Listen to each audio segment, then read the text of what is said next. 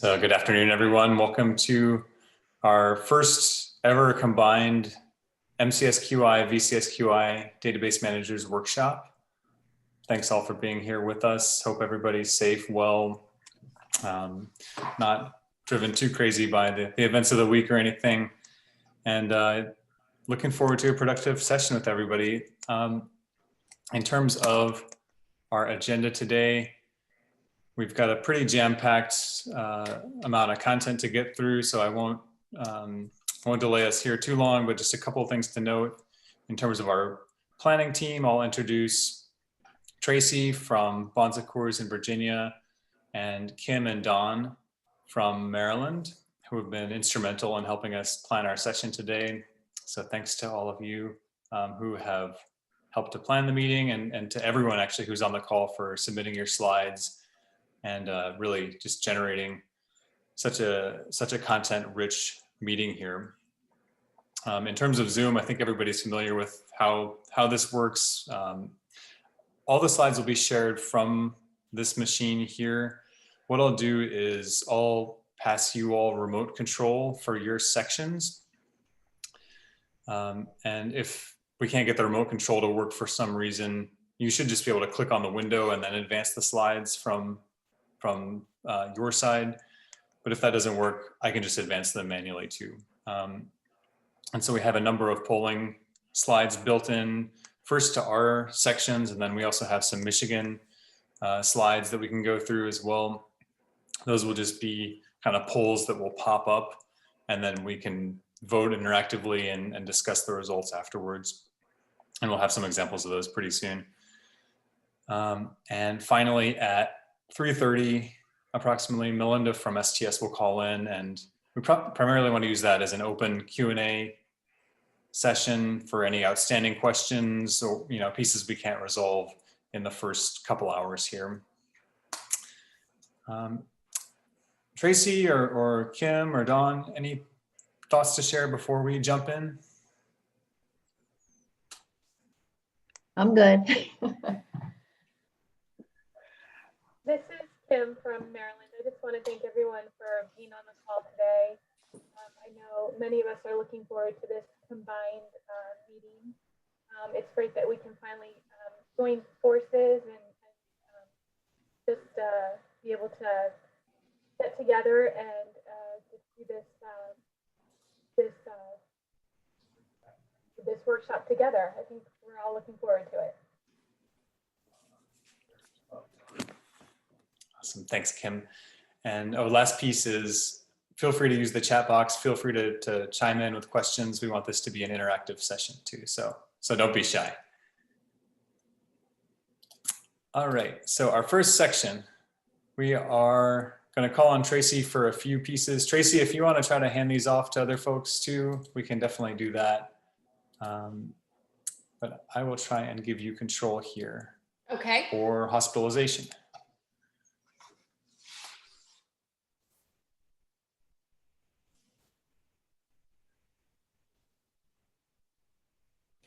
All right, I'm trying to push our little arrows that are not working this time, but I can think. Yeah, I see your cursor is moving around. I know, but I can't get it to move. I mean, even when I roll the scroll like we did in practice, it's not working. Okay, well, let me advance the first one. Maybe after that it'll go. All right, well, first off, I wanted to say that these slides are from Michigan. I think they had somebody come in and discuss all the different kinds of insurances that are available, and it's pretty much geared toward Michigan. So we're just gonna kind of go through the slides more general. I don't know how many of you actually get to look at the cards, because this is like how to understand the card, an insurance card, but I don't see that. I just see what's in the chart. So we know what we had a couple of different changes this year. Our Medicare HMOs and PPOs are coded a little bit differently now, as opposed to just saying that it was a Medicare. So just wanted to go there. Did you take back the? You still have the option, Tracy. Okay, because it Okay. shows up in the thing that I don't have the option. That's why I can't click it. I think you still have, it's not. Because it says you're controlling my screen. How about I'll take back control, Tracy, and just tell me when to move forward. All right, Tracy, could you just expand a little bit on that? on what? On the, I guess you were talking about managed Medicare. Yeah, the managed, we'll go through some slides that'll show exactly how to code a managed Medicare. I was trying to go forward. Can you go forward, anyone? All right, a managed Medicare is like an Aetna Medicare or any kind of Medicare managed card or plan. You code it still as Medicare, but you code it as a Medicare managed plan. So it doesn't have the same HIC or member number that you would put down for Medicare if you're doing that. I don't know how many people are actually doing that. My hospital doesn't let me do that. And then you have to code whether it's Medicare Part B. Can you go forward, Eddie? And from what I understand, any Medicare managed plan, the Part B would be a no. That was in the training manual. That also says that that's the Medicare Part B is really only for true Medicare plans. Next. HMO, you see it's Medicare Advantage HMO. So it's pretty much, you code Medicare, you code managed plan, yes, HIC number, no, and primary B, Medicare B as a no. Next one, Eddie. Tracy, if you say no to commercially managed Medicare plan, the HIC number doesn't even open up, I don't think. I mean, I've got, Okay, there's not even. Yeah, that's probably true because that's a child field. Okay. Here you have the Blue Cross Medicare Plus PPO, and kind of the same thing. It's a Medicare managed, even though it's a PPO, not an HMO. And the Medicare Plan B is also a no.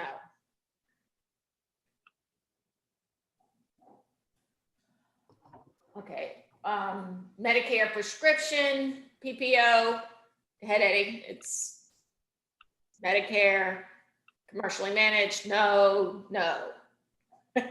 So they went through a whole bunch of different plans that are in their state that are medically managed plans that I guess not everybody knows is a medically managed PPO. But, and I know in Virginia we have different ones. I'm sure in Maryland you have different ones. Some you just know automatically when you read what kind of insurance, whether it says Medicare or not, you know, it's something Advantage, it's probably a Medicare. Right. Humana Choice PPO. This is their Humana Medicare card. So here again, it's going to be Medicare, yes, commercially, yes, no, and no. Okay, this is the AARP supplemental coverage. Head Eddie, it's Medicare, yes. Manage, yeah. Oh, management, no. Okay. This is the extra supplemental coverage, huh? I didn't understand that one. Oh, the primary, okay, up in the top, it says the primary coverage is regular Medicare, and this is the supplemental for the extra. Okay.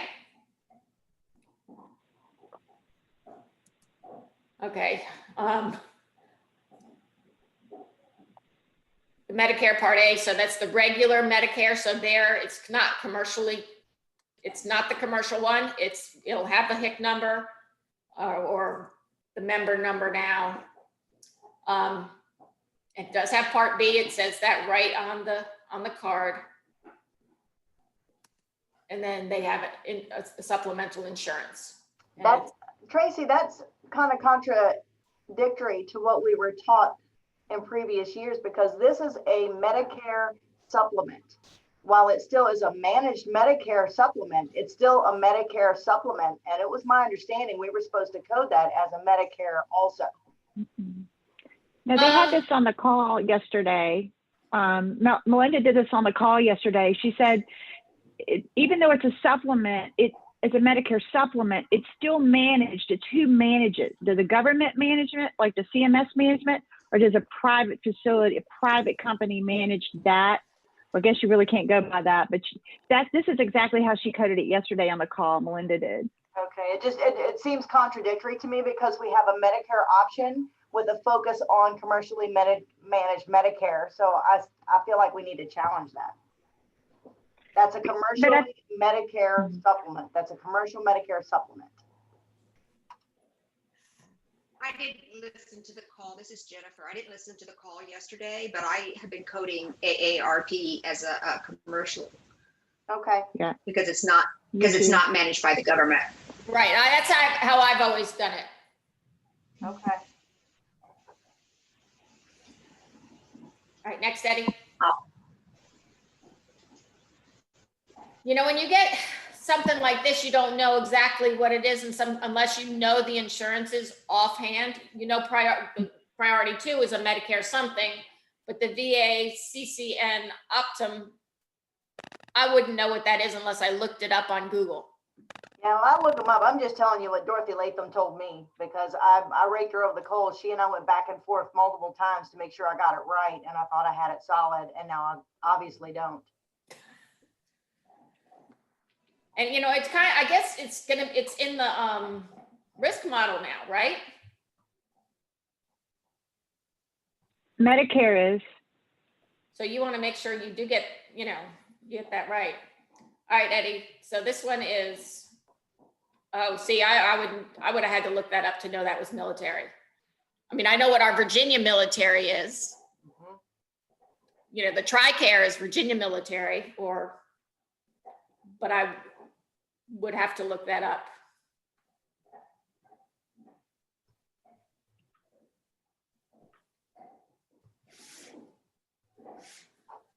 Okay, this one, it doesn't have numbers here, so that's why they didn't know. So it's got Medicare, not commercially done. We don't know the number. And then the second one is Medicaid.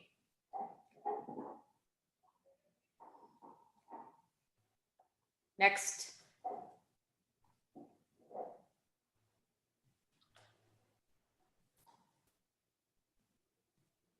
Okay, this looks like a regular insurance. Here again, on my Connect Care, it tells me if it's a PPO or a HMO. If I don't know, I guess I would look it up on Google. So go ahead, Eddie. It's a Medicaid. Okay. And by the way, Tracy, we can do polling slides for any of these too, if you want to challenge folks. Now, you know what? I don't think we need to for these because they are so specific to Michigan. I wouldn't expect anybody to know all the Michigan insurance plans. But here we just did the AARP supplemental plan. So this, I would have, now Beth. See, that's contradictory right there. Right, it is. Ourselves. So which is it?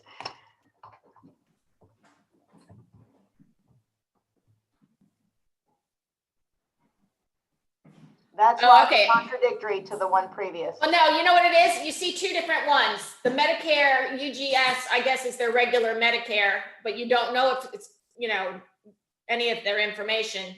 And the AARP, they are coding as commercial health insurance. Okay. Just flip the slides. Yeah, Okay. it's 2 cards. Yeah. All right. Hey, this is Jennifer. Can we go back a minute? Because I just looked in the manual on that one about the AARP. And when you're looking in the manual, it says that Medicare supplement plans are not part of Medicare. This is a separate private health insurance plan. So having the AARP as commercial to me is correct from reading this. Right, for what's in the manual this year, I'm just saying what had been taught previously by Dorothy Latham. That was something that we went over back and forth like 20 times, like she was ready to. I know, but the insurance part has changed on this big time. That's why you can't go back. You've got to look at what it says here because they really did overall on the insurance.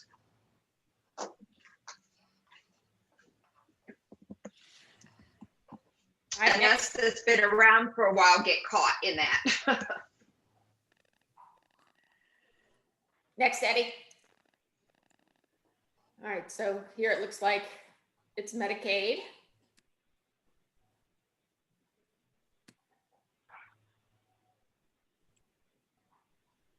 All right, Eddie.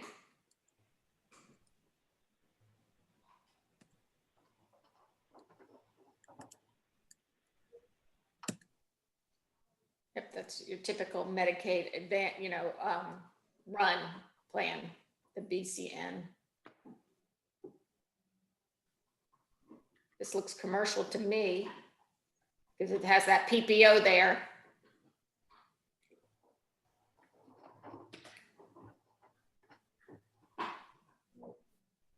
It says Aetna Medicaid. So it would be Medicaid.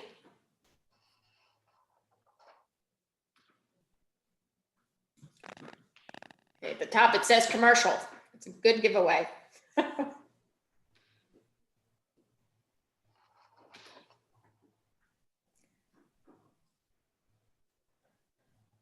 So I think here again, I would have to look up the insurance. I'm thinking it's Blue Cross, but BCN, I don't know, what it means.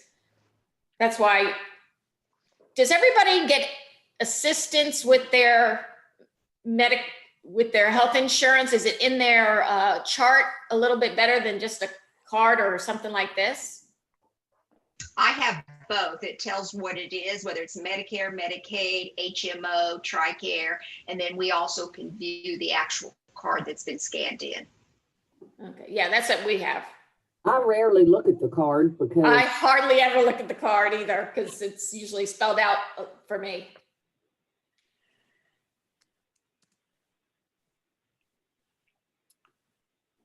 All right, Beth, you're up, unless there's any other questions on Medicare insurance pieces or hospitalization section. I'm just coming through as we go. So I update my manuals, my little Bible here, and as I'm making notes of everything that is a change. And with the AARP, she says it's in here, but I'm not seeing it readily. I do see a secondary supplemental payer indicate if any secondary. Go to sequence 291. I'm looking at 298. Okay. Okay, 291. And you'll see It's on the third it's on bullet. page 14. It's on I got it. I see it.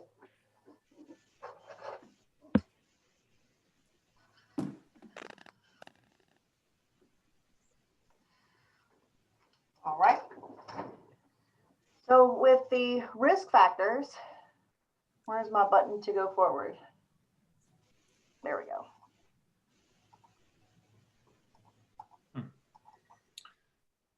See, Eddie, it looks like you're not really giving over control because it still says you have control.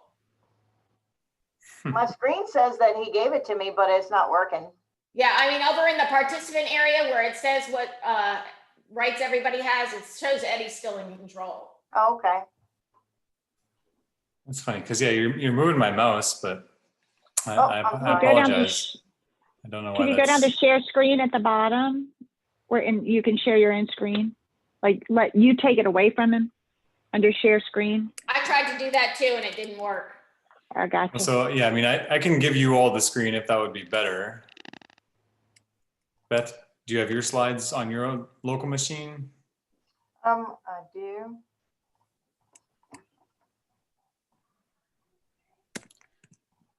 So then I can stop sharing. Sorry for the technical snafus. It worked when we tested it out. It did. It did. 2 different ways it worked. Murphy's Law in action.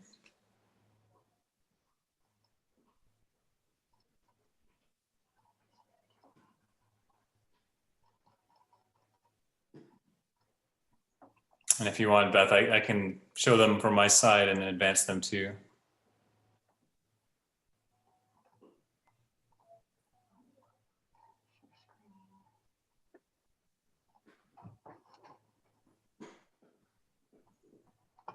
Does everybody see? Yes, Looks I good. can. Okay, good. So with all of these, I just went through and put the bullets on through all of these. We had a lot of things that changed and a lot of things that did not change, but just put the bullets in for us to go through quickly and review. And always welcome all of my senior data managers to chime in.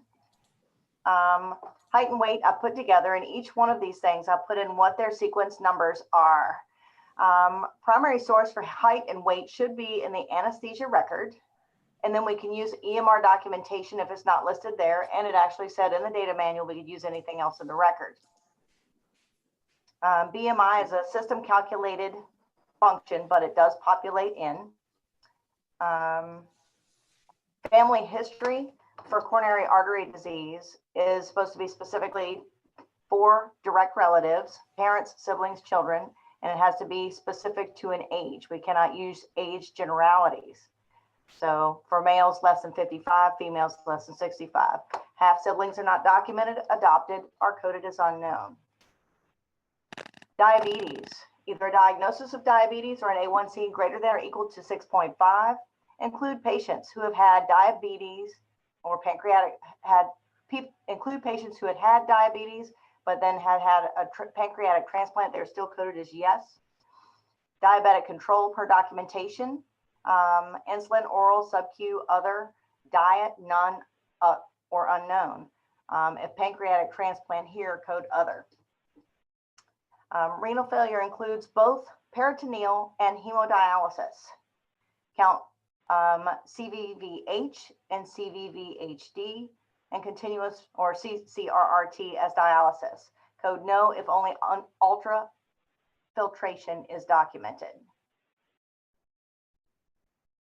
For hypertension, I'm sorry, I didn't get that. I need to get that out of there. You probably fixed that for me, Eddie. It would have looked better on your screen. History of hypertension is diagnosed and treated with medication, medication, diet, or exercise. If the patient is currently receiving treatment for hypertension, then it is to be coded as such. Endocarditis, history of endocarditis documented anytime between birth and OR. And then I put in the link for the CDC definition for the training manual. Infectious endocarditis is either actively currently being treated or treated, no antibiotic treatment by the time of surgery. As far as the cultures are concerned, culture negative, streptococcus, methicillin, anyway, you see the list there. Those are what we would want to capture for selections for endocarditis cultures. And the cultures from the OR may be used. Tobacco use, indicate the current usage, and that counts within 30 days prior to admission. So if they quit smoking the day of admission and they've been in the hospital for 8 days, we still count them as a daily. And we're to capture any tobacco product, including cigarettes, pipes, cigars, smokeless cans, other tobacco products, orb, strips, sticks, hookah, and vape and marijuana would still count here. Remarkably though, and we'll talk about it in just a few minutes, as far as drug usage, marijuana is not counted there. We have the selections listed here. Chronic lung disease. We're supposed to utilize a signed PFT completed within 12 months. And then I have typed out everything here per the data manual, what the options are. And typically for our lung disease, we're looking at the FEV1. Now, we did have a lot of emails kind of flying around today or over the past couple of days. I've been out for a couple of days because I was serving as officer of election, that we were also looking at the, what do we call it? The, DCLR. yes. The DCLR. That was just on the call yesterday. It'll come out on the FAQs, but could we go back to tobacco use? Sure. I didn't know, where does it say marijuana in the training manual? Let me go back and I'll tell you. Because it's only if it's wrapped, if it's that marijuana that's wrapped in the tobacco. Medical marijuana wrapped in tobacco leaf, which is used for anxiety, is considered tobacco use, but it's only that, I mean, If the patient not that I'm a, within the 30-day window, that it would count. And I think they did that because it's legal in some states. mhm. but you count any marijuana use or just this medical wrapped in tobacco leaves? Because all I see is the I medical would think marijuana. that it would be any of the above. It does say medical, it does specify medical marijuana. So that's something that Wrapped we in want to tobacco clarify leaves. because it's still something that you're putting into your lungs. There is a tar factor to it. It does have a resin. So maybe we should beg that question. Okay. Okay. This is And then Melinda. hi. Hi, this is Melinda. Just popping in on this one. So anyway, I can clear that up for you. It's just the marijuana wrapped in tobacco leaves, not just regular marijuana, just the ones wrapped in tobacco leaves. Okay. How many people actually ask that?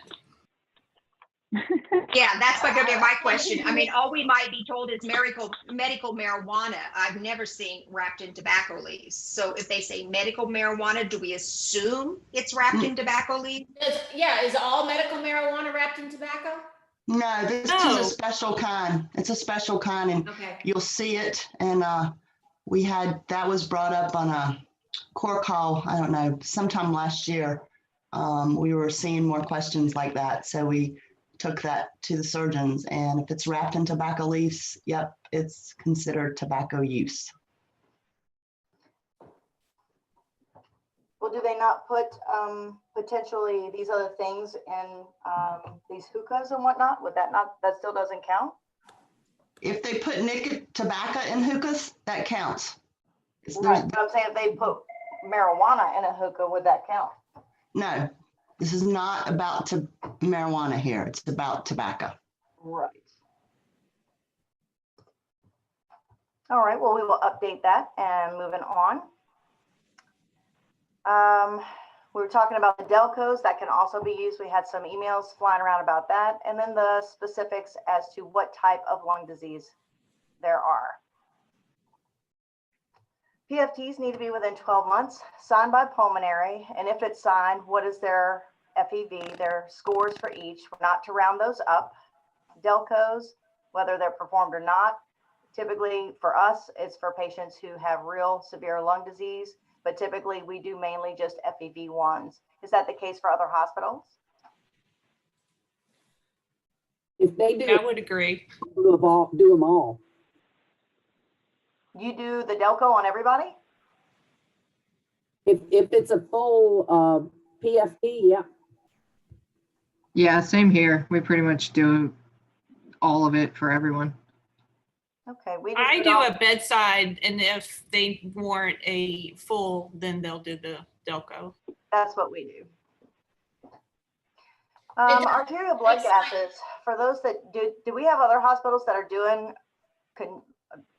consistent factor for arterial blood gases on room air prior to surgery?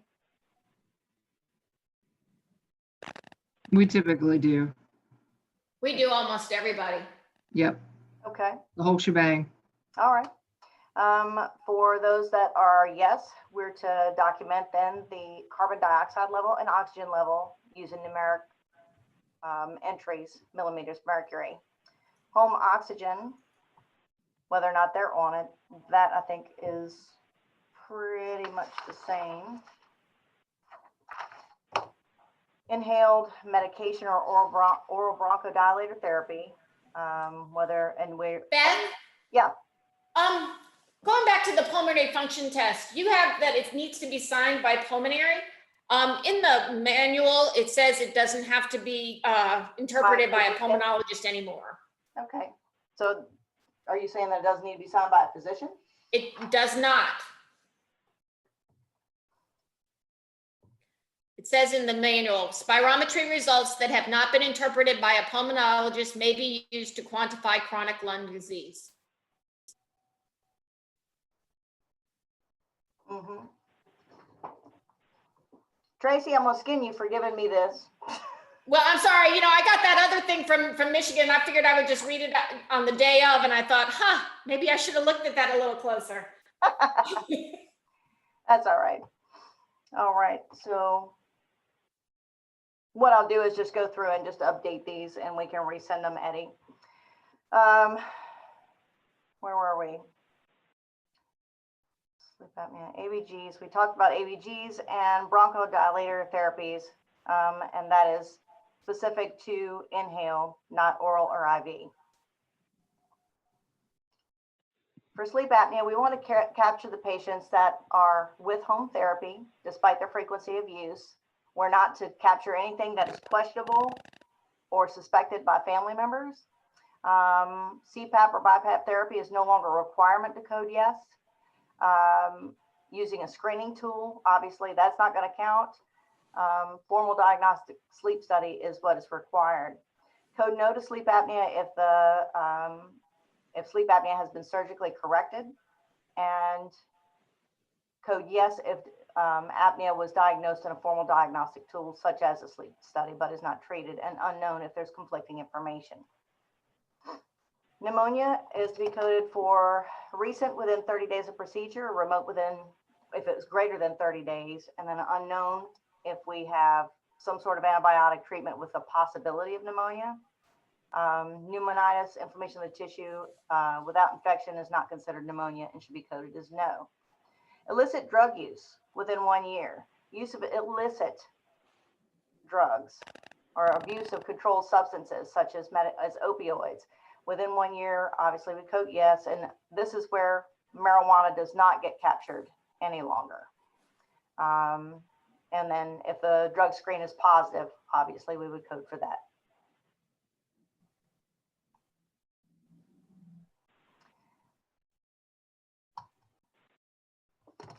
And there is a parent-child field here for IV drug use within 1 year, drug use within 30 days of procedure. We also have alcohol use. Those things have not changed.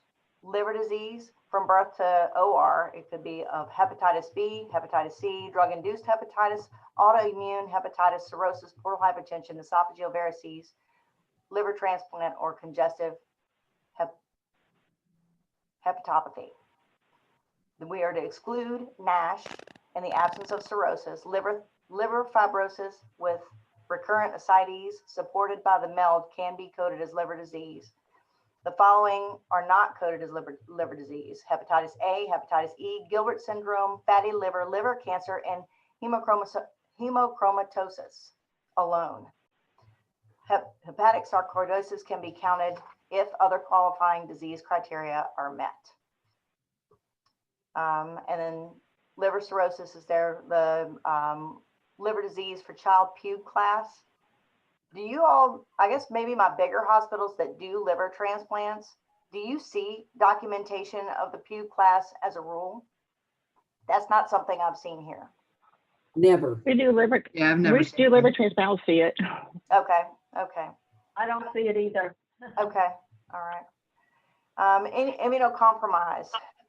For patients who are immunocompromised, that will include patients receiving IVIG, methotrexate, anti-TNF, azasan, Imuron, long-term steroids, chemotherapeutics, and anti-rejection medications, and hydroxyurea. Patients with a history of splenectomy, conditions causing immunocompromise, such as hypogammaglobulinemia. I can say that fine when I'm not listening to, I guess.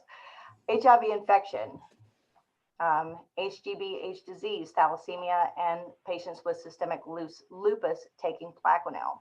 Do not count splenic sequestration, partial splenectomy, or patients with IgG4 related sclerosing disease. Mediastinal radiation is radiation to the chest of mediastinum. We are to include anything like mantle chest area, and that would include breast cancer with radiation.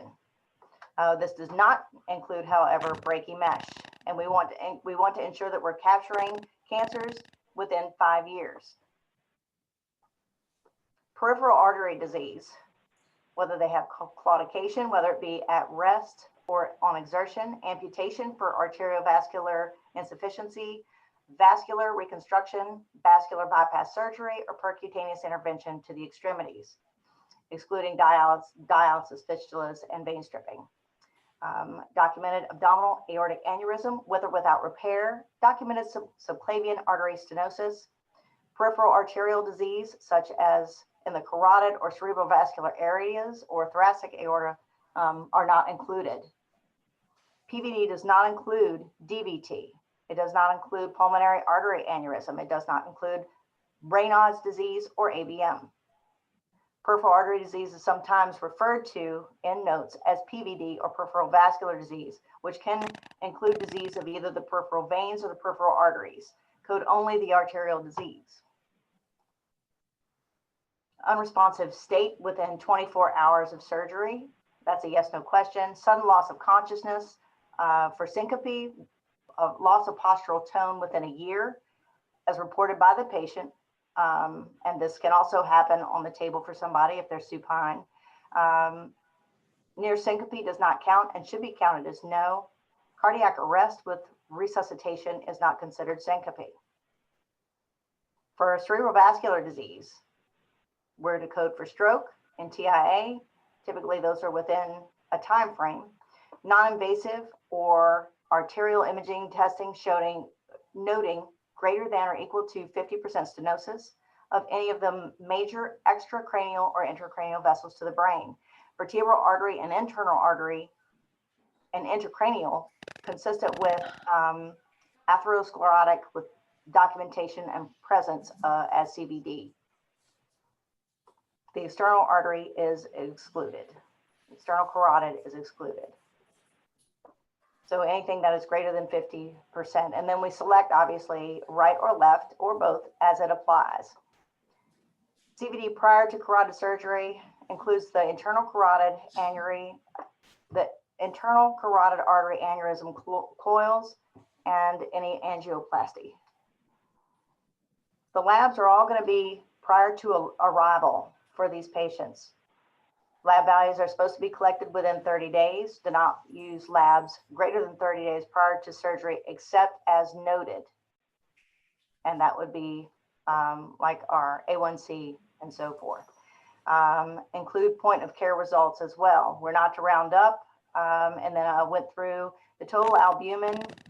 Everything's going to be within 30 days with the exception of the total albumin, which is up to 6 weeks prior to surgery, and the A1C, which is up to 3 months prior to surgery. And with the BNP, we want to make sure we're not choosing the NT BNP because that is something different. Sodium has been added. That's new. They took away the hypercholesterol selection. I neglected to say that earlier. And the INR needs to be within 30 days. The HIT antibody, the platelet factor 4, PF4, we're looking for that. If it's positive, then we mark yes. If it's negative, we would mark no. But most people, if they're not being tested for any HIT, the selection should be not applicable. The MELD score is a validated liver disease severity scoring system, and the values are to predict survival. So when we are missing some of these things, sometimes we don't end up with a MELD score. The MELD scores are within the survival areas of 3 months. Greater than, less than, or 15 would be predictive of a 95% survival rate. And the risk goes as the numbers go up, the risks, the predictive model for survival goes down. And then the 5-meter walk is either a yes, no, and it is put in seconds. So.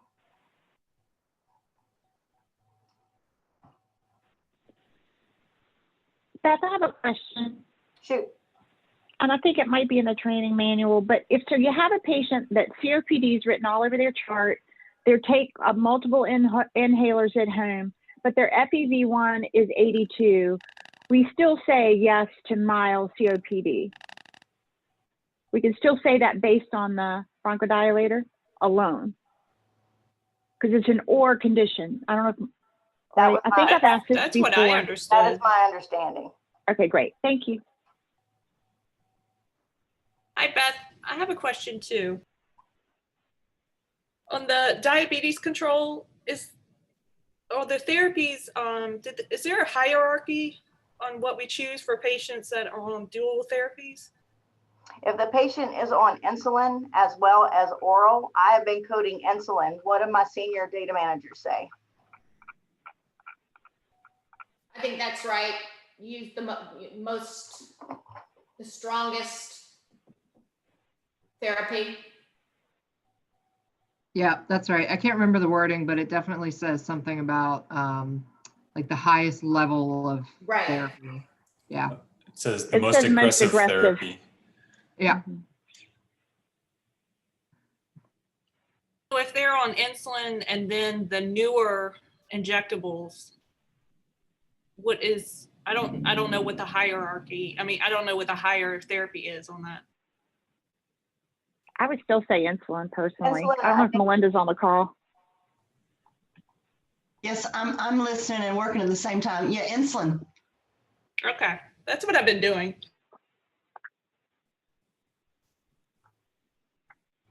I think this is the hierarchy from the training manual here. Oh, I see. They're listed top thank you. to bottom.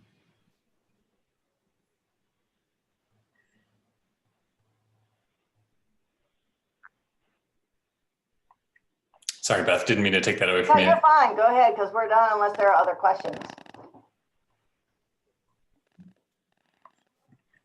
And I don't even see them as questions. I just see them as opportunities for discussion. So.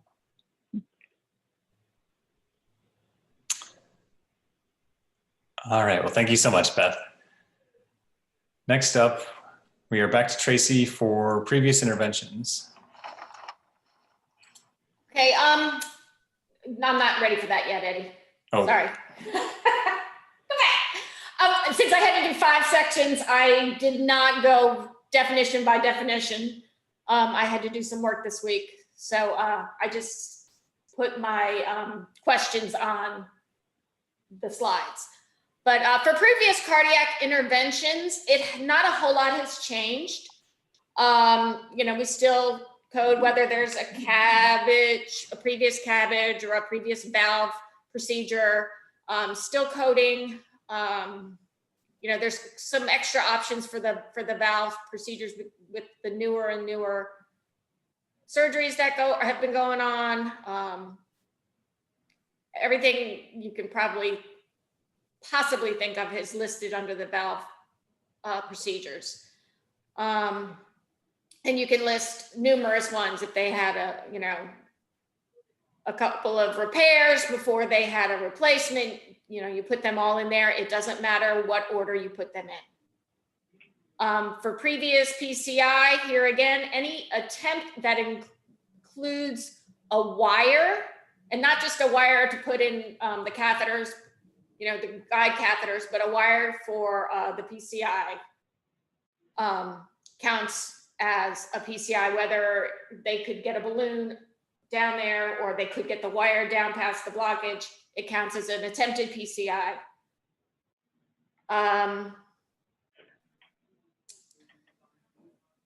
You code when they did it, you know, whether it was in your hospital stay, if it was done at a sister hospital and they got transferred over because there was an issue or because they couldn't complete the PCI, That still counts as your PCI in this episode of care. Then you got to come up with a reason why they went in for surgery after the PCI, and most of those things have stayed the same. Another thing is did they have a previous PCI and the hour was within 6 hours or greater than 6 hours? And that's not changed. Other cardiac procedures, there's a ton of them there. You know, they did say don't include the loop recorder, the life vest, or a balloon pump.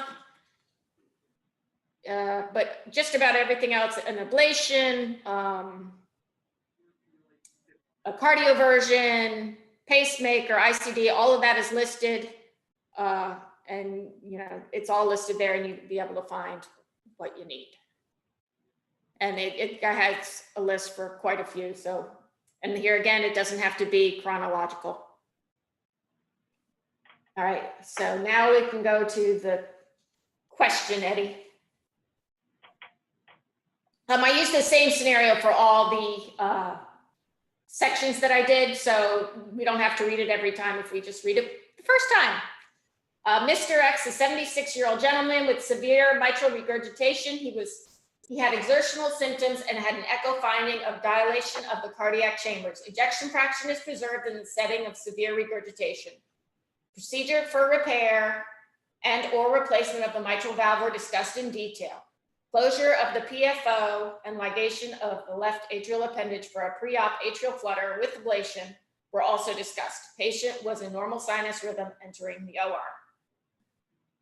The ascending aorta and right atrium were cannulated and a full cardiopulmonary bypass was instituted.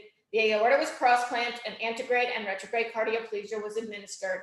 The anterior leaflet was resected and the posterior leaflet was resected in a triangular manner. Annular sutures were placed and sized to a 36mm ring. The PFO was closed from the left atrial side with 2 rows of running sutures. The left atria appendage was sized to a 50mm atria clip device and then deployed. The patient was weaned from cardiopulmonary bypass without difficulty. The valve was reassessed and showed moderate regurg, so was placed back on CPB and recross-clamped. The posterior leaflet was left intact while the anterior was excised. The annulus was sized to a 31mm prosthesis. Echo demonstrated no regurg and normal EF. In the post-op course, he was extubated within 6 hours of arrival to the ICU, had prolonged heart failure issues that required milrinone and neo, had difficulty weaning the drip, so remained in the ICU for 10 days. He had numerous rhythm issues with 1 episode of AFib treated with amio. He eventually had a pacemaker placed in the OR on post-op day 8. Okay, next. This one we can do with the poll, Eddie. How would you code the previous intervention? None, ablation, ablation catheter, atrial arrhythmia, ablation catheter, atrial arrhythmia, cardioversion. How do we answer these? Do we just click on it, Eddie? Yeah, you should just click and submit. Oh, so everybody has that. Okay. Yeah.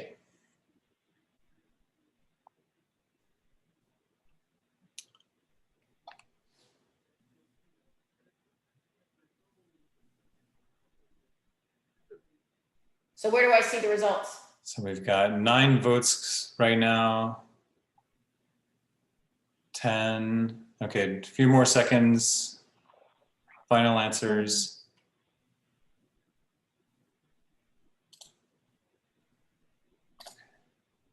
Now you should see the results.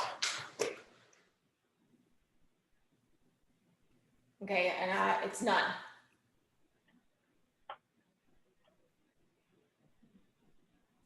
So we had 67% answer none there.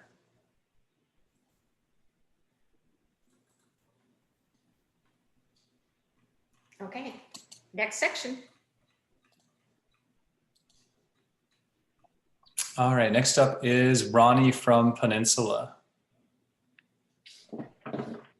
Excuse me, Tracy, what was the answer?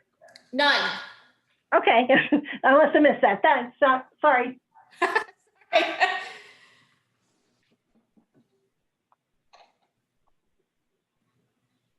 Is Ronnie on? I see her on.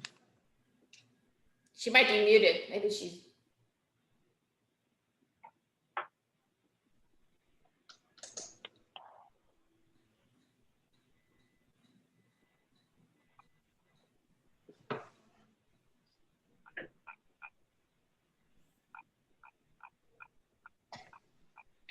Ronnie, you there? Can you hear us?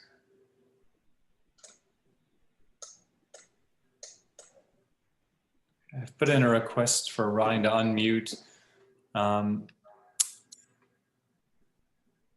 Maybe in the interest of time, should we move to the next section and then come back? Okay. Or do you want to run through the slides at first? I think it'll be good. We just go to the next one and they can pick up where we left off. Okay. So we can come back to F. Next up is Chris for pre-op medications. I'm going to have you advance, okay? Okay. So there's not a whole lot of a lot of new stuff in here. I just want to highlight some stuff. Oh, I'm at Winchester Medical Center and down with the Virginia Cardiac Services Initiative. Okay, the first thing, contraindications for pre-op meds requires documentation of a contraindication for the class of medications when applicable, not just one medication. That's the same as in 2.9, but it came out in October of 19. So I wasn't sure if a lot of people had gotten a chance to go back that far and review that. The interesting thing is this is different than the ACC. So those of you that do the ACC NCDR, you really have to balance these definitions because they are different. So that's just a highlight. That is the same for the discharge meds. You have to talk about the class, not one medication. Patient refusal of medication. The patient refusal of a medication can be captured as contraindicated if the refusal is clearly documented. For example, the patient was educated on the importance of taking beta blockers, but he just said he refused to take them. That wasn't clearly stated in 2.9, so I just kind of, reviewed that. Code unknown if conflicting information with the family or patient is unable to provide the history. That's the same as in 2.9, and that just reminds us that if there's a medication, rather than saying no, if we truly don't know because it was unable to get the history, we need to code the unknown. For example, if you have an emergency case. So I just wanted to bring that to everybody's attention. Now, in most cases, the meds are looked at prior to the OR entry, but in reading it closely, except for the beta blocker. For the beta blocker, it is allowed to be entered up into the incision itself. So that is different in that pre-op med. Next one, Eddie. ACE and ARBs, just again, I'm going to go over a couple things. ACE and ARBs are within 48 hours prior to the entry, and the rationale is stopping the medication before the OR may reduce AKI. They updated October 20th to capture patients who receive the drug within 48 hours of entry to the OR. Here they deleted this statement.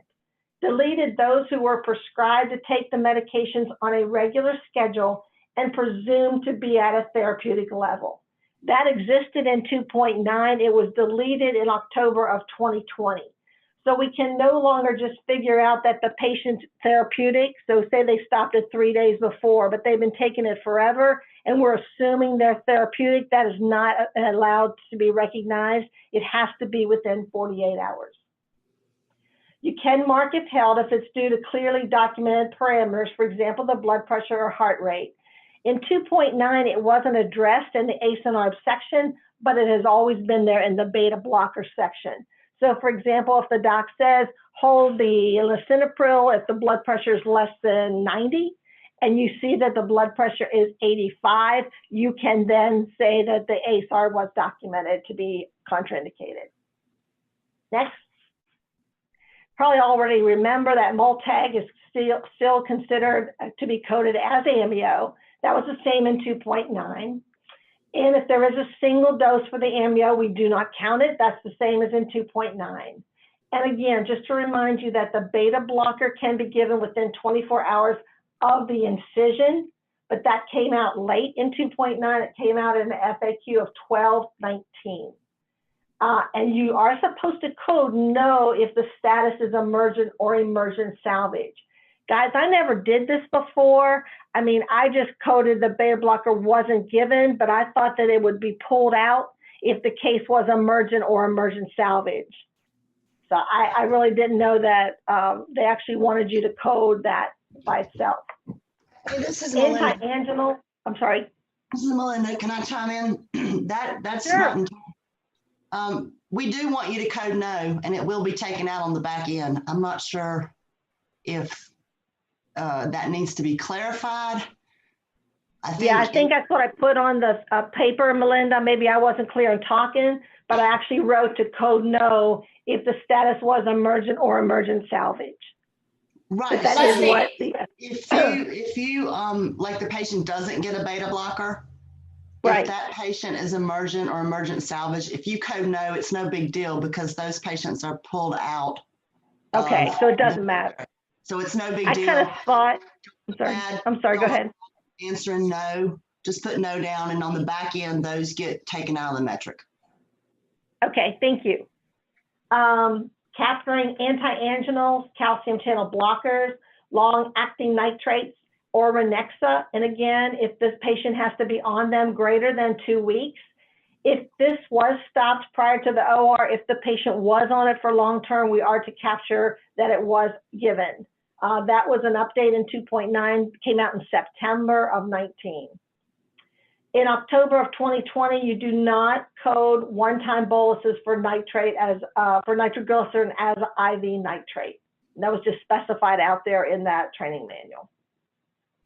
Next, again, October of 2020, a single dose of ADP inhibitor does count, so that's your P2Y12. They do not take Cangrelor. And this was very interesting. This was how you count how many doses was discontinued. And they say to start at midnight. So if you count the days of discontinuation for the meds, you start at midnight. But if it was less than 24 hours, even if there was a midnight involved, you still code 0 as days discontinued. That FAQ came out in August of 2020. And there actually are some examples in there that may be the easiest thing for you to do is actually refer to that, because they actually give examples of if the drug was given on this date and then decreased or discontinued, it looks at how many midnights that patient did get that drug. So that was actually pretty well spelled out. For anti-coags within 48 hours, capture Angiomax as other, but you don't take a one-time heparin or Lovenox. Now, I did ask this, and Melinda just answered to me, because when it talked about Angiomax, I was a little confused because it said don't capture anticoags during the cardiac cath. However, if Angiomax is given, we are to count that. Is that the way I got that answer correct, Melinda? Well, generally speaking, Angiomax is a bolus and then it's an infusion. So if it's an infusion, then definitely you want to capture it. But some of our guys don't continue the infusion post the lab. What would you do in that case? I would still they capture only give it in the lab. If they put the patient on an infusion. Even if it's discontinued in the cath lab, we still would count it? Yeah, because technically it's not a one-time dose, it's an infusion. Okay. And we capture heparin infusions, we capture nitro infusions, you know, so it's the same train of thought, the same concepts. Okay, thank you. I was just confused because of the don't capture during cardiac cath, but I did send that to you and you answered back, so I understand that. They did fix the section where there are NOACs, factor 8A or 10A inhibitors, and thrombin inhibitors. In the old versions, there was 3 separate areas for the pre-op medications. They're all now just changed to direct oral anticoags. So that was a little bit easier for us. Excuse me. Include one-time dose of thrombolytic drugs. And then Repatha or other excuse me, PCSK9 inhibitors, which reduce LDL and red yeast, are now captured as non-statins if the patient was on them greater than 2 weeks. And I did look up these PCSKY9 inhibitors because I wasn't familiar with them, but what they do is they actually reduce LDL and increase the LDL clearance. And so they're captured as non-statins. And that's my contact information if you have any questions. Thank you.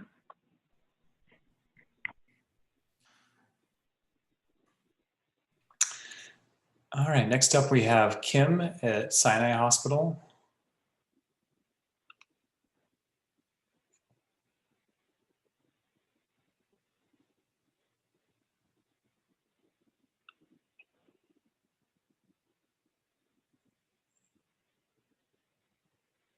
Okay, hi everyone. Eddie, do you want to go to the next slide, please? Sure, I can give you control too, or I can advance. That's fine. We'll do it this way. So I just highlighted a couple of things that stood out to me in the CAP section. The first was sequence 1170, where we code the number of diseased vessels. And the definition is coding 50% or greater stenosis being captured as diseased. And the mantra, once diseased, always diseased, has not changed. So any currently or previously revascularized vessels would be included in this number. You can go to the next slide.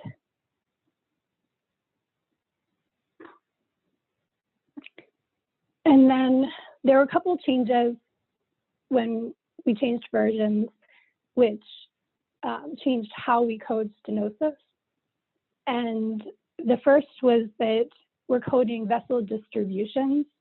The left main LED would include the diagonals, ramus, circumflex, including marginals, and the RCA. So rather than listing out each individual vessel and coding the percent stenosis for each, we're looking at the distributions as a whole. And then the percent stenosis is captured as a range. So less than 50, 50 to 69, or greater than or equal to 70%.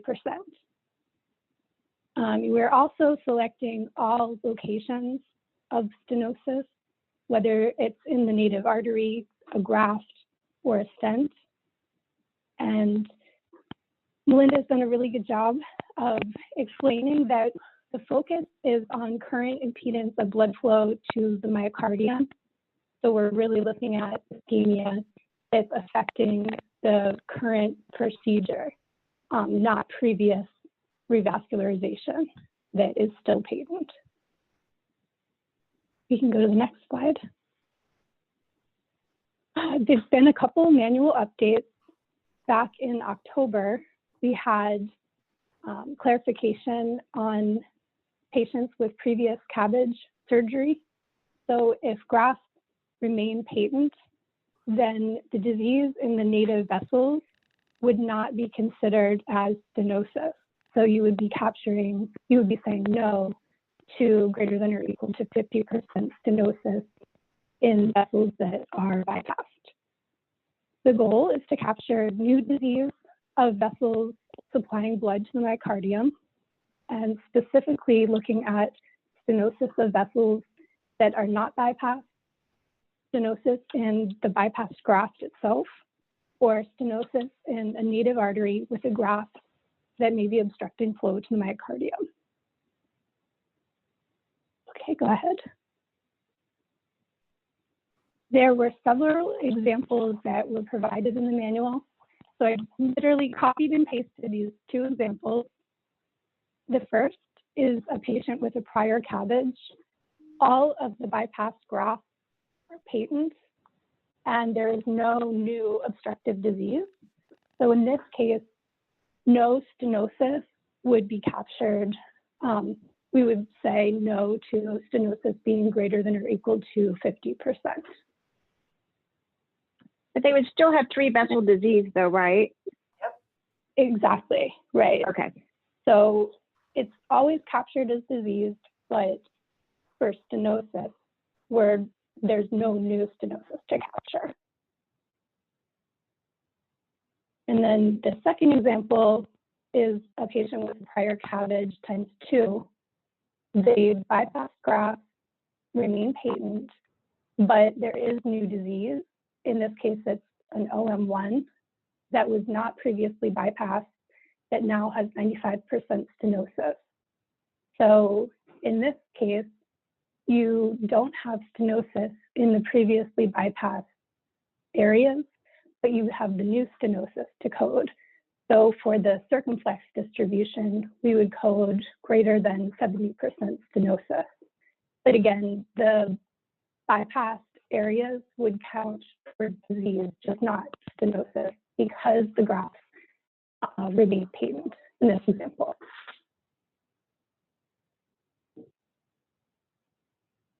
Okay, and then there was also a September update which clarified the NA choice for the vessel distributions.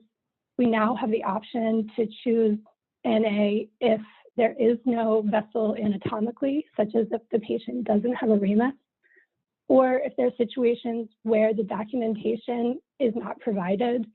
So you might have a cast that doesn't mention a specific vessel, or maybe they weren't able to have like angiography performed on one of the vessels.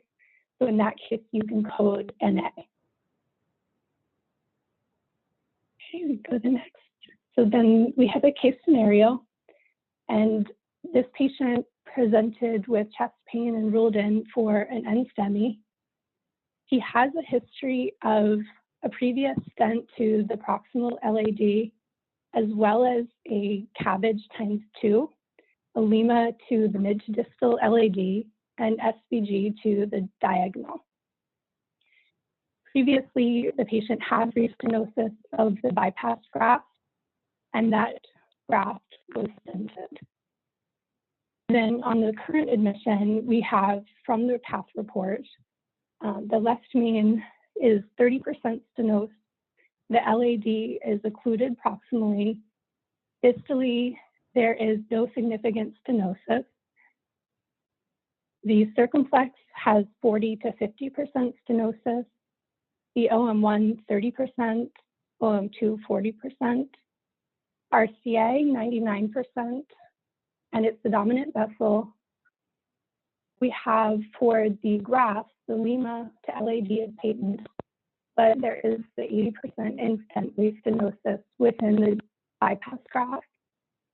And on this CAS visit, the RCA lesion was stented with no residual stenosis.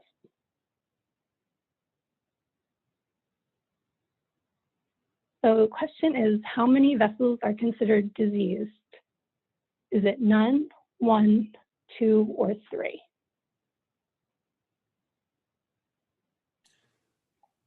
And on this one, I didn't have enough room, Kim, sorry, in the polling questions to build this in. That's fine.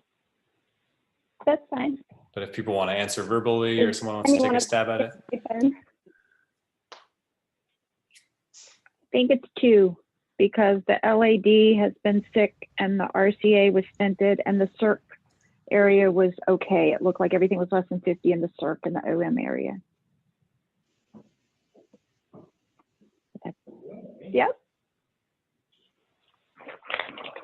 I would agree. So in this case, the circumflex, the worst disease was 40 to 50%. So because we're capturing the worst in a range, 50% would be considered diseased. Okay, so you're right wrong. That we have the previously stented vessel gets captured, the previously bypassed vessel gets captured, but we also need to look at, even though it's 40 to 50%, we're going to capture the higher range. Does that seem right to everyone?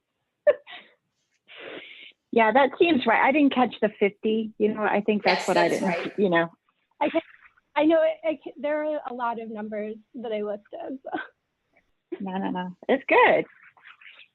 Okay. Okay, and then same scenario, but the next question is how to capture the stenosis for each vessel distribution. So everything that's listed, the left main, LAD, Ramus, CIRC, and RCA. If we want to go through. Oh, you did a poll, Eddie? Thank you.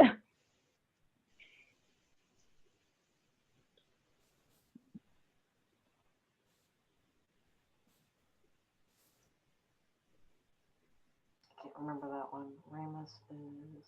Yeah, we might, sorry, I wanted to maybe paste the scenario again for a reference. There you go. Thank you.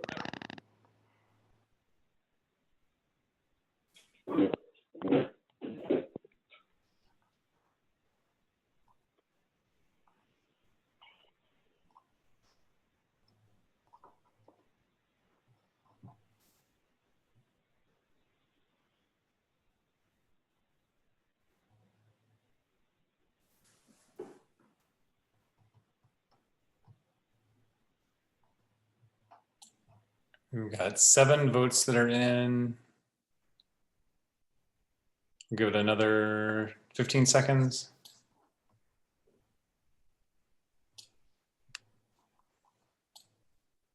Eddie, if we hit submit, does the question go away or still stay on the screen?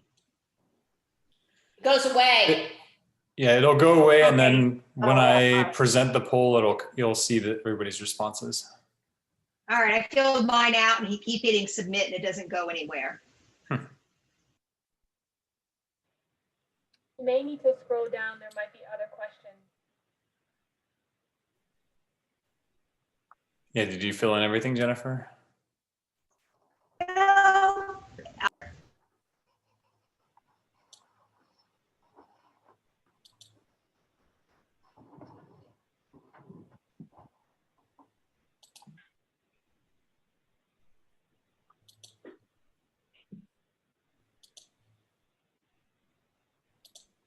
And it even turns.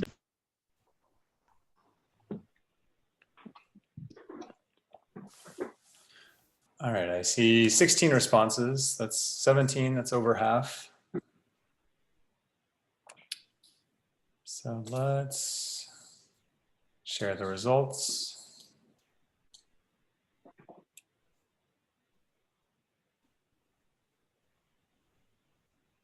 Kim, do you want me to stay on this slide or go forward to the question slide?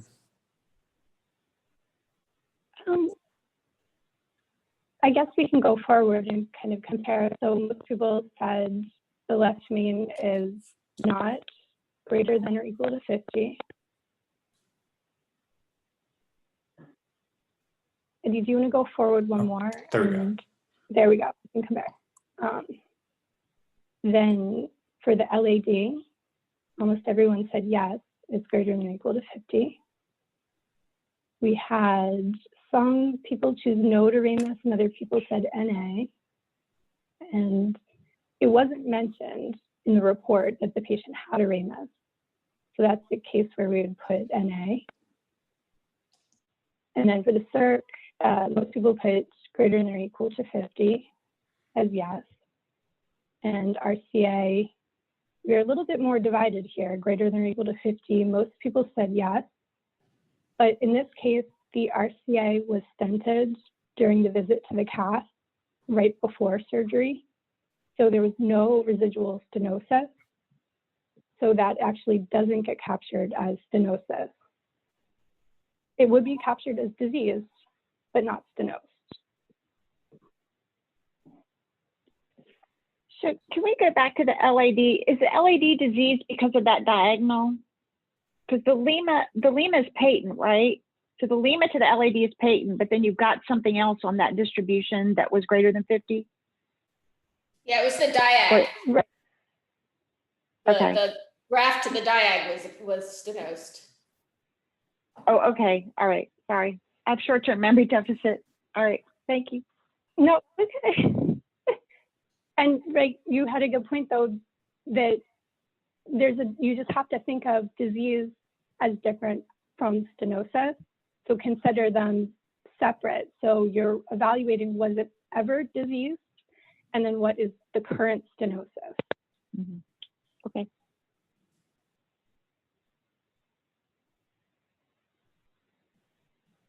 What's the correct And there answer is for one- Ramus?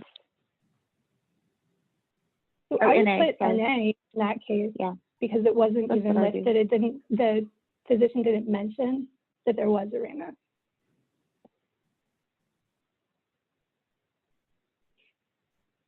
Okay, Eddie, do you want to go? There's one more question. So what range should be selected for the stenosis of the LAD distribution? And this is sequence 1179. The Can we go options back? are 50. Oh, yeah. Go back and see what 50 to it said. 69%, and then greater than or equal to 70%. Nope. Go forward. One more. There you go.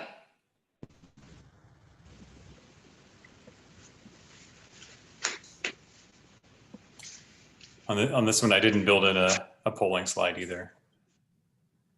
That's fine. Thank you, Eddie. Ready to go back to the question? Does anyone want to offer up a Greater than answer? 70. Yeah, I agree.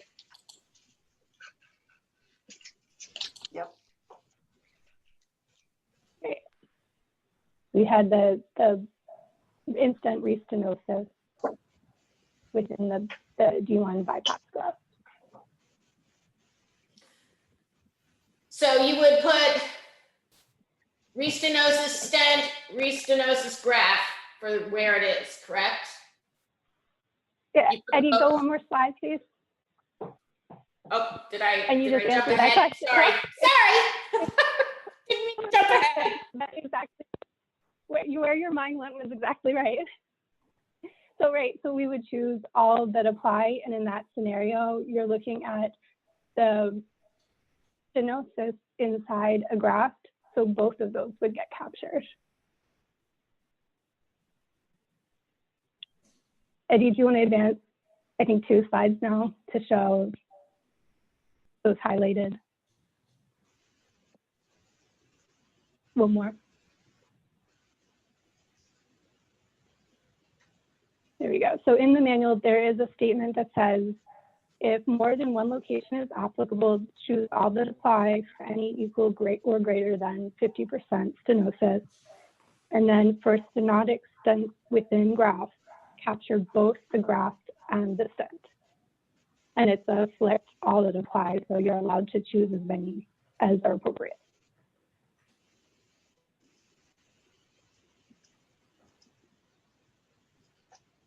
That's all I have for my section. That was awesome. I have a quick question. If you have, say, the vessel that was completely passed, they bypassed that one vessel. We have a graft that had a stent, and those are both stenosed. We don't capture anything about that original vessel, the native artery vessel. If there's no new disease, then I think if there was new disease since the revascularization, then you would capture whatever new disease is. But if you're saying nothing's changed since the graft, then no, it wouldn't be captured as stenosed. Okay, thank you. I would like to pose a question. So I'm getting into cases where it's not really heavily reliant on the cast. So a patient might have a history of a vessel intervention, but didn't have a cath, but we know that they have a history of diseased vessels. How do we capture the fields for the stenosis? Do we say no or NA? I mean, Melinda might be able to help us. There is a new way that you can say that you don't know disease. If you know that the patient had a cath, but you don't have the results at all, then the very first question after you say that the patient had a cath is disease known? Yes or no? So if you say no, then it closes out all of the child fields. So I know they have disease vessels that what you mean? or a history of disease vessels, but I don't have a cath at all or any information about the vessels currently. So would I say no or NA? I know I would say cath not performed. It sounds like If an you don't NA. know, Yeah. I think If you I don't would have put anything in NA. the record, then NA. All right, I'm just hearing consensus of NA.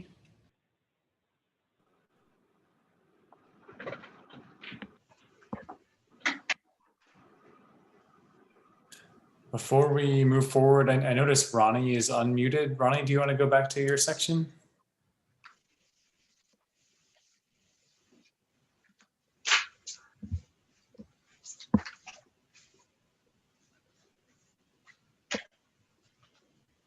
All right, well, we'll keep her on deck here.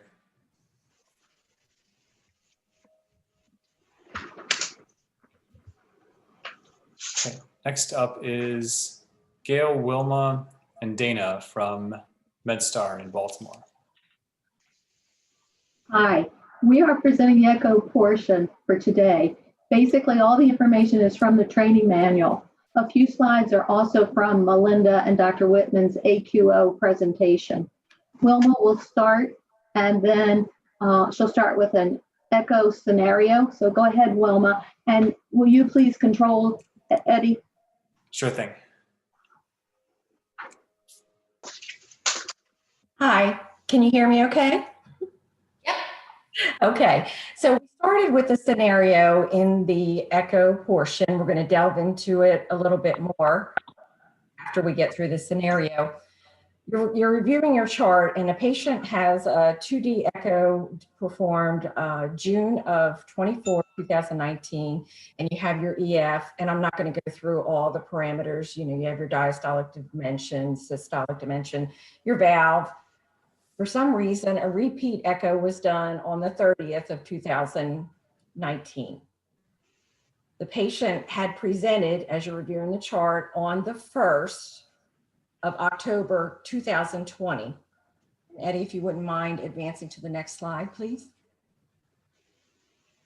Because he had the chest pain the next day on the 2nd, he's taken to the cath lab, and at 7:26 in the morning, this showed an EF of 50 to 55%, a pulmonary artery systolic pressure of 18.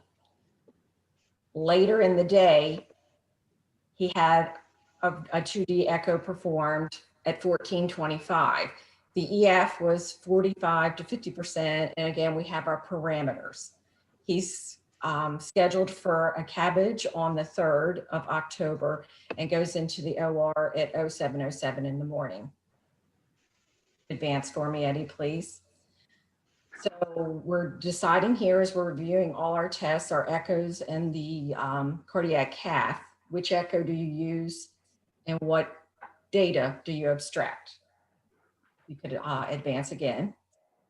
And we have the echo from 6/24/2019, 6/30/2019, cath done. He presents on the 1st of October, cath done on the 2nd of October 2020, a repeat later that day, and then has the cabbage the following day.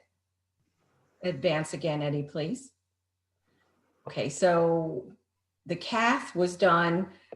We presented this because this seems to happen at our hospital a lot. They'll have the cath done in the morning, and when the surgery is scheduled the next day, they have an echo done later in the day. Because of this echo being done later in the day, that's going to capture your values that are closest to the OR time. So in this scenario, we'd be using the echo of 45 to 50%. So the first 2 echoes were done in 2019. We do not use studies that are greater than 12 months old. And if you're not able to determine the times, if you, in your chart, you have an echo and a cardiac cath, but they're not timed, then you would use the echo for the training manual sequence 1540 from the left heart cath. Okay, and then Dana's going to take over from here. Okay, can you all hear me? Yes. Okay, great.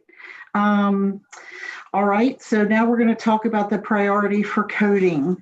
The number one key point here is that you capture results from studies, cath, echo, nuclear study that are closest and prior to the entry of the OR within 6 months. Wilma mentioned that they can be used for up to 1 year, but 6 months is preferred. The second point here is in the OR, you can use a pre-incision result if, and that's a big if the results change the planned surgery. So for example, if pre-op MVR was mild and pre-incision MVR is severe, and the surgeon decides to do an MV repair, you would code severe for the MVR. The point number 3, use the OR pre-incision results if you have no other values available or if the valves were not visualized on the other pre-op exams. And that would be true regardless if the planned surgery was changed or not. And then the last point on this slide is if no other results are available, only then should you use the surgeon documentation for your ejection fraction and your regurgitation. Next slide, please, Eddie. Okay, so here's a case scenario. The echo from 921 has all the needed results. So you would abstract these results into STS. Then the echo from 930, it has an updated EF, but no other results changed. So you would update the EF into your data. Then the OR is on 10-1, and the pre-incision TEE has an updated MV, degree of insufficiency, and the planned surgery was changed related to the findings on the TEE. So now you're going to abstract only the MV insufficiency from these results because the planned surgery was changed as a result of that particular finding. Next slide, please. So now on to sequence 1540 here. Point number 1 is if a percentage range is reported, report a whole number using the mean. This is one of the few places in STS where we can round up. So if the reported range is 55 to 60%, we would code the EF as 58%. If you have multiple values within the same echo report, use those closest to surgery.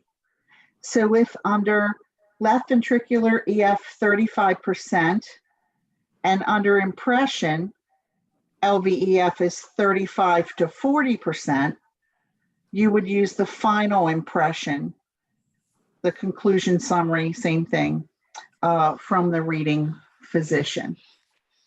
Next slide, please. Okay, so here let's rank the EF results by how they were obtained. You can see on the bullet points, there's the hierarchy. The best is the 3D calculated EFs. Next is the Simpsons or biplane calculated EF. Next would be the 2D calculated EF. The M mode, motion mode, which is one-dimensional. And lastly, the visual EF.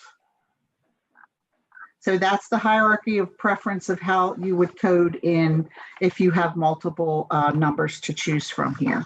Thank you, Eddie. Next slide, please. Okay, so it's your turn, everybody. We're going to choose an EF from this echo example.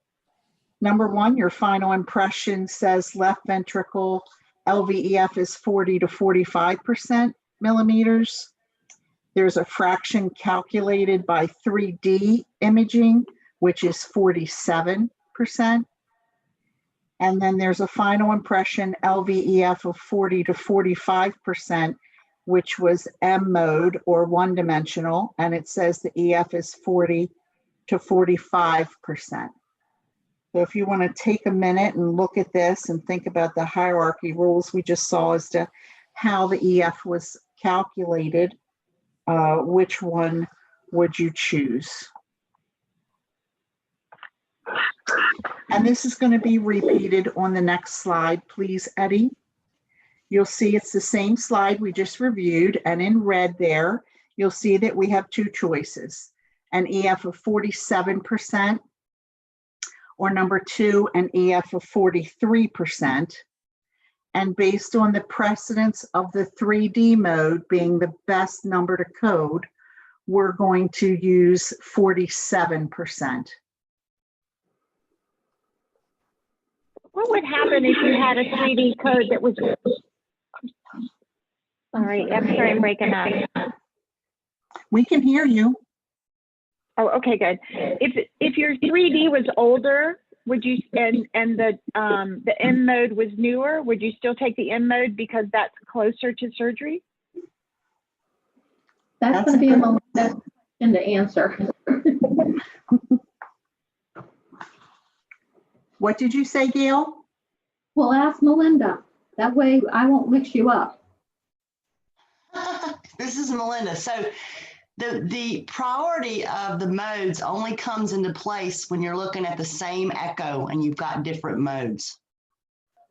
So the closest to surgery? Yeah. Closest to surgery. Yes. So if the closest to surgery has 2 or 3 different modes, then you put that priority source in. If the one closest to surgery only has 1 mode, that's the mode you use. Okay, thank you. Thank you, Melinda. You're welcome. Good question. All right, so we're going to go to the next slide, please.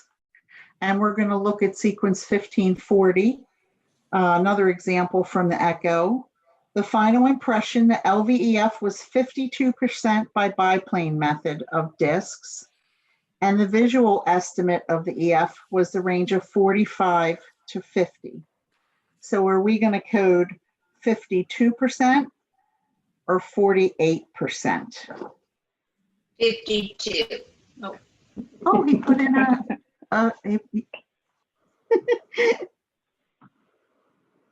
Sorry. We all need a little help sometimes, especially in the afternoon.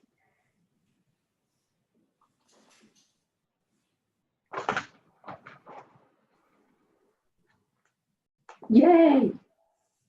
Woohoo. Okay, so we can go to the next slide, please. Thank you, Eddie. So as everyone saw, the correct answer was 52%. Thank you, everybody's really awake. All right, so now we're going to go to the descriptive terms that we can find in echo reports.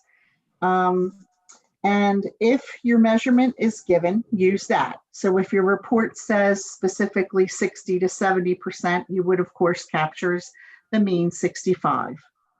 If only a descriptive term is reported, then you're going to use these parameters here, and these came right out of the STS training manual. Hyperdynamic, 71%. Normal, we would code as 60%. Mild dysfunction, we'd code as 45. Moderate dysfunction, code is 35, and severe dysfunction, code is 29%. Okay. And then if you have a nuclear stress test, if you have that in your data and it mentions the EF, if it's the test that is closest to surgery for your EF, and your nuclear stress is going to give you a stress and a rest EF, then you would use the rest EF. Again, that's if it's the closest to surgery report. Okay, thank you. Now we're going to go to the hemodynamic data dimensions, and the short names for 1560 and 1565.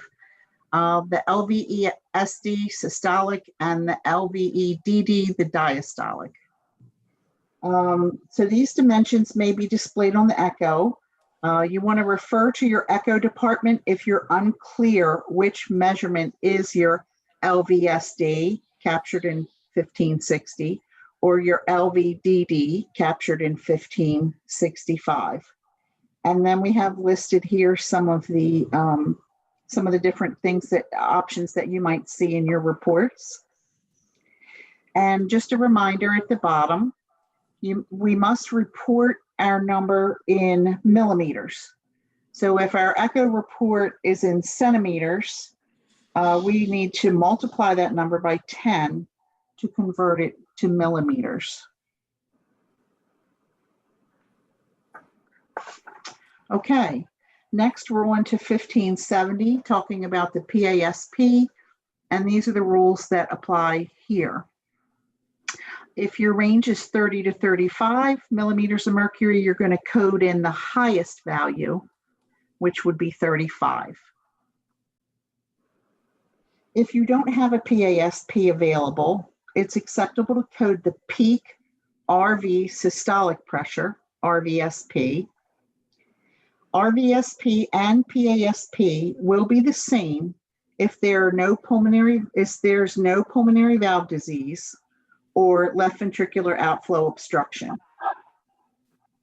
The RVSP cannot be obtained if there is no TR present. And then Gail nicely put in red here the FAQ from August 2020. It tells us if no PA pressures are recorded or available pre-op from the heart catheter echo, you may obtain pre-induction values. Do not use pre-incision values. Dana, I have a question. Okay, let's hope I have an answer. Okay, if you had the PA pressure done in a cath on the 2nd, and then you had the RVSP done in an echo on the 3rd, which one do you use? Because it actually is asking for the PA. Would you still use the RVSP because it's closer to surgery? Or do you go with the PA because that's what the original thing they wanted? Well, I'm going to answer this and we'll see what the others agree, if they agree or not. If you have the PASP, then I believe you would use that first. Dana, that's what I always do as well, because it asks for the PA pressure and says you can use the RVSP if there is no PA pressure. But I understand why you're asking, because one's closer to surgery. Right, the one that they're not asking for is closer to surgery. I kind of struggle with that a couple times. It doesn't happen very often, but once in a while. Well, that's why Wilma, Gail, and I have the privilege of talking to each other and looking over the training manual together. So call us and we'll talk it out with you. So stay with the PA pressure. Yes, that's what they're really looking for, is the PASP. So if you don't have a PASP, then you can use the RV systolic pressure. Okay. Any other questions? I'm going to go into the regurgitation. There are the sequence numbers for all of the valves, and this is a yes or no question. If it's not documented, there was an update in September, you're going to put no. If you do say yes, then the child field score will open up, and then you can chart then your degree of regurgitation.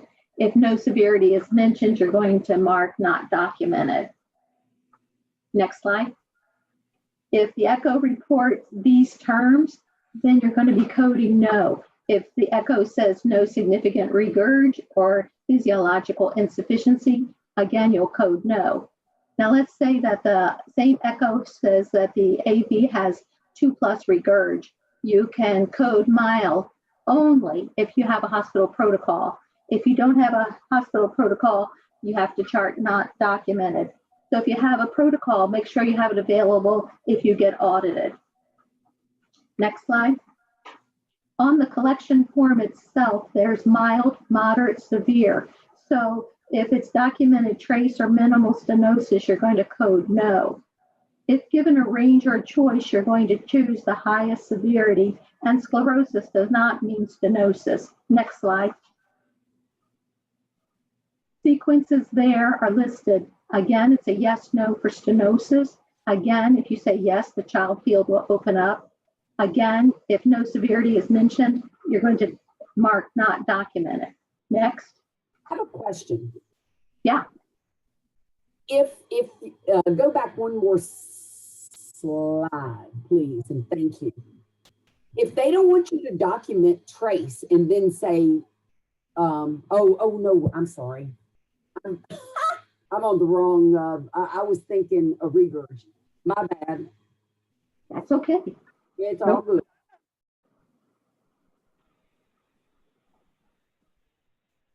The update for the valve stenosis, critical stenosis will be coded as severe for all of the valves. Next slide. This is the aortic valve area, and you can hear Dr. Whitman saying, remember, it's in centimeters squared, right? You can just hear him saying that in the echo or a cath. And then those are the following ways that it might be displayed on your echo or on your cath, those next three choices. If there are multiple valve areas, aortic valve areas reported, you're going to use the study closest to the surgery, and it's calculated by the VTI, which is velocity time interval, and that has your top priority. Next slide. What are we going to code on this? Because you have the VTI in two of them, and all three of them have AV area, and they're all also have the centimeter squared. So have you decided what you're going to choose? Next slide. The correct answer was the first one, the 0.8 VTI. The other one was the VTI index, and Melinda didn't mention a VTI index. She only mentioned the VTI, so I went with the VTI. The next slide, please. The aortic valve mean. You're going to look for the word mean, and it's peak. It is not peak or peak to peak, because those words are not mean. And then on your echo, you're going to see possibly it being displayed as one of those three ways. Next slide. What are you going to code on this one? Even though I mentioned the aortic valve mean, there's also a second choice here for another collection point for your data. Hopefully you'll see it there. Go to the next slide. Okay, we've got the mean gradient and we have the Vmax. Can you go back one slide, please, Eddie? Do you see them there? The velocity and the gradient. Next slide. Next slide. This was a frequently asked question in October, and it's on the mean gradient and the Vmax. If at the conclusion of the echo provides values of mean gradient and peak velocity, both under stress and at rest, what values go into the registry? You're going to code the rest values in this scenario because they were in the same echo. Next slide. The AV peak velocity or jet velocity is measured in milliseconds. And again, you can see how it might be on your echo, those next three choices. Now, in the training manual, it says that the data manager should be able to enter the entire AV velocity, for example, 4.73. Notify your vendor if you're unable to enter the entire AV velocity measurement. So I'm going to pause here for 1 minute. Lunchtime yesterday, ARMIS had a meeting, and Sheila, their spokesperson, said that the specs had not been updated yet. And she said one of her customer data would not go through to IQVIA. However, in the 3 o'clock meeting with the ACSD, well, you got to keep up with all this, Joe Bauer said that IQVIA had a workaround. Next slide, please. And the report was showing a critical area error. So if you click on the yellow button that you see down at the bottom And what that says is clear mappings. That's the button name. Then you should be able to upload your file, and it should go through fine. And I believe the workaround, I don't know if it's now available or if it'll be available over the weekend. Does anybody remember yesterday? On the I think it's there now. It's there now, okay. I just wanted to bring that to your attention. Yeah, and on the same note, what you were talking about earlier, I asked this during the AQO in ARMIS. I mean, they let you enter just as many numbers as you want to for lab values and all kinds of stuff. And when you look at the data specs and the data definitions and then the data specs, all those minimum numbers of decimal points have been there. I don't see anything addressing that. I'm just worried I'm putting all these numbers in there, and then when I go to submit, it's gonna yell at me. Yeah, or reject the file. Yeah, so is there a finite number for various and sundry fields? I asked them about lab values, because used to be you could only have 1 or 2 data decimal points, but ARMIS accepts whatever you put in there and doesn't flag it as an error. And when I went back and read carefully the data specs and the data definitions, I don't see any reference to that. What do y'all think? What's y'all's take on that? Vicki, I had the same issue, and the clear mappings helped it. What is clear mapping? Oh, that thing. But you can only do that when you submit, correct? Correct. Okay, so does it just change what you put in, or the way it's interpreted? No, it just accepts it. It doesn't flag it as an error, a critical error, as I was getting. Do you hit clear mappings before you upload, or upload and you get all your errors, then you hit clear mapping? You upload you choose your file, then you hit clear mappings, and then you upload the file. Okay. Because I got lots of red the other day and I haven't had a chance to look and see why. It sounded like it might be this. I had that issue with the decimal points and the some of the echo values, like the mean and max, or I can't remember what it exactly was. Okay. Yeah, I got a lot of red, so I think that's probably it. I think ARMIS is fixing that tonight. I think there's an upgrade tonight. It seems like Sheila said they were going to fix it. Yeah. On whatever the infinite decimal points. Yeah. Yeah, I think so too. Is it going to flag it as an error if you put in too many numbers? Is it what? Is it going to flag it as an error if you put too many decimal points in? I personally only put 1 or 2. I don't put any more than those for decimal. I think if you were to submit right now, it would, but hopefully the updates will correct that on IQVIA and ARMIS. But what she does clear mapping. You know, used to be there were certain values that in the training manual it specifically said do not round this up. I think that was the creatinine or something. They don't want you to round anything. Right, but if she only puts in 1 or 2 when there are actually, or only puts in 1 when in the patient record there are 2, that is rounding. I put 2 decimal points and mine's going through. Right, but if, okay. All right, 2 for everything, right? You have 3 said when they got certified. Yeah, it doesn't specify. Nowhere does it say what is the maximum number it'll take. They used to.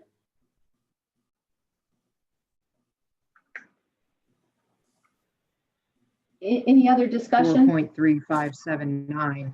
If you just do 4.35, that's fine. It's not rounding. It's just truncating. Maybe can add Sheila said when they got certified that's what they had to have like infinite decimal points or something, but they're going to fix it. I think the updates tonight, she said. but that's how they wanted them to get. That was from STS, from how Sheila was saying. They needed to have those infinite decimal points, or not infinite, but whatever, bunches of them. To get This is certified. Melinda. I can add a little insight into this VMAX field and why that statement is in the training manual. That is an audit field. It's always been an audit field. And in the last version, it was in the wrong format. So you can only enter one number in. You couldn't enter any decimals. And so as a result, in audits, that wasn't a very good thing because, you know, the auditor was looking for the exact number, what the jet velocity was. And normally a jet velocity, something usually comes out with like a 4.35. It's usually 2 decimal points afterwards on almost 98% of the echo reports. And so it was very important that we discuss this with all the vendors to try to get them to get at least out to 2 decimal points for this field because it is an audit field. So that's where all this comes about. And then from what I understand, IQVIA, something was wrong with their programming as it, you know, some of the vendors had put it out to where we wanted it. And then IQVIA was having an issue. But as I heard, that has been fixed. Sounds like it's all been fixed finally. Been going through this for a while. And I think the clear mapping should fix that, and it's going to be an initial, there's going to be a final fix. And I think Melanie said yesterday that's going to be this weekend. So I'm hoping, because this is causing a lot of problems for everybody. Melinda, I don't think I completely understand what clear mapping means or what it does. What does it do? I think it's just on the IQVIA, it's like a IQVIA, like I think it's clearing your, they have things mapped to certain things. And so I think this is a temporary fix for them until they get the final fix, which is coming through. It's sort of like a reset button in my mind. Not because I'm not a programmer, so, but in my mind, that's what I'm thinking it is. Oh, it's going to reset it and it's going to let that data come through the way it's supposed to be coming through. So if, say, let's just say hypothetically, I have a field where I've entered too many decimal points. And when I hit clear mapping, does it correct it to what it should be? No, I think what it does is it lets it come through. Because what my understanding was for just this particular field, the VMAX, it's the only one I'm talking about. For this field, they had a stop point where it could only be one decimal. It could only be a number, like a whole number, like 4 or 3 or 2, right? And that's not the way it was programmed in the specs. They had a problem on their end. And so when people started submitting and they were entering, you were entering things correctly, your vendors had done things correctly, it was an IQVIA issue. Oh, I see. So that's, when you hit that clear mapping, it doesn't like fix everything in the whole record. It's germane only to the VMAX, correct? Right. It's just a temporary fix for this field because it's causing a lot of grief. And I'm hoping, I think Melanie said yesterday that it's going to be completely resolved by this weekend. I hope, because it's really causing a lot of problems for people. Melinda, this is Chris. It's also on the BNP levels. Oh, really? That was another one. Yeah. It rejected it rejected every single one of mine that had BNP as well as the VMAX. So I'm assuming they're working on that too. That's what they say. Yeah. So, well, good to know. I had the same issue for the BMP and the creatinine and the clear mappings. It went through, and the VMAX. So that's good. So this is their temporary fix until they get all of their programming like it should be.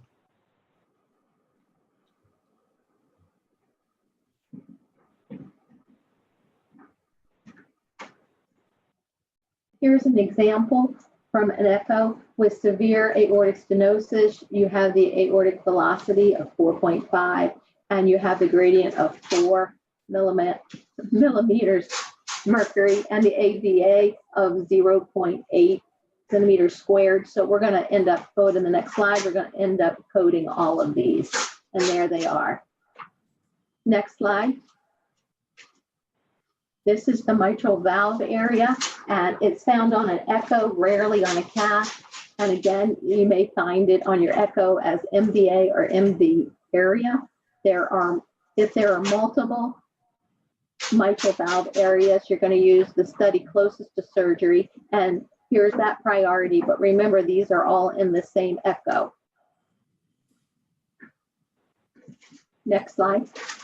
I got this one from Melinda from AQO because ours doesn't quite have all these velocity and gradients and half times from our Doppler. So what would you end up coding here for your area? Next slide. Again, it's the centimeter squared. Next slide. Here's your mean gradient. And it's measured in millimeters of mercury, and it may be displayed one of those ways that are.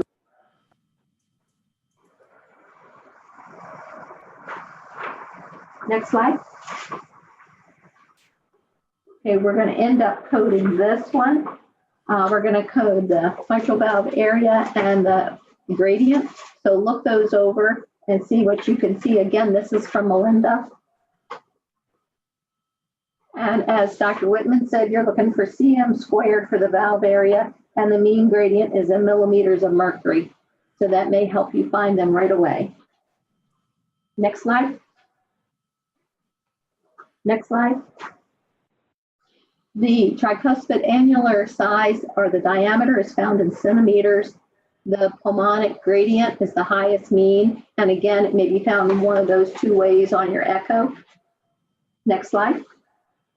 And then this is the update from July, and it's talking about the pulmonary valve disease etiology for the primary etiology. If there's endocarditis, it needs to be endocarditis of the native valve. There's a separate selection for endocarditis of a prosthetic valve. Any other questions? Thank you, Melinda. You're welcome. Great presentation. Next. Next. All right, Tracy, you're back up for the operative section. Okay. There were a few changes in this section this year, which they went over great, in big detail at the AQO. The first one that they really discussed was the incidence. A prior surgery is defined as a cardiothoracic surgical performed on the heart, great vessels, or major pericardial procedures with or without cardiopulmonary bypass. This also would include ascending arch and aorta. The catheter-based procedures are not counted here, with the exception of something like if they had a TAVR done and you're going back in and doing an AVR, then that counts. But if you're having a TAVR, you had a TAVR and you're having a CABG, it doesn't count. There's a really good discussion in the AQO. If everybody went, you can review that there. They said that's important, to help with your risk of morbidity and mortality and any help with that. There are a bunch of examples in the training manual that we can use, so you might want to check those there. The next thing that was kind of not really new, but picking your reasons for the urgent, emergent, and emergent salvage, there is no hierarchy. So you just use the most appropriate one that you can think of.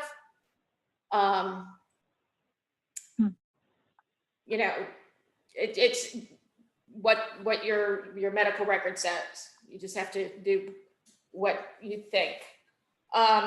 Next, the aorta and valve procedure areas are a little different. Now, if you pick the aorta procedure, they're going to ask if there's a valve in addition. They've placed the aorta and the valve procedure together, if there was, and if there was only a valve, there's a valve section, but anything with the aorta and the valve is in the aorta section. So hopefully your software, when you answer yes or no to the aorta, and you're asked it a couple times, so make sure you get it right, you know, it makes sure you get it right, it'll send you to the correct section.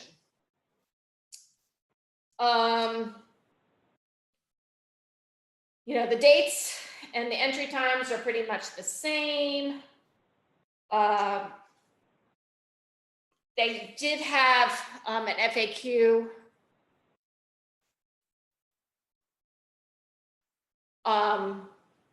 with the OR entry time if they're in a catheter-based procedure, and then you have to go to the OR because there was a problem.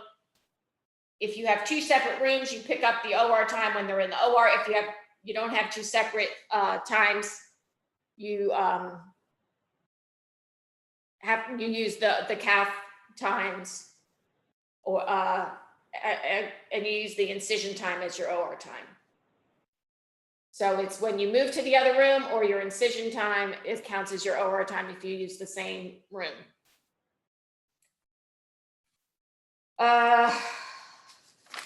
Antibiotic stuff is pretty much the same. There was some changes with the blood products. Now, dose packs are counted as one. Cryo units are counted as one each, not, 5 units in one pack. It's 5, it's 1 unit. So you might want to check that.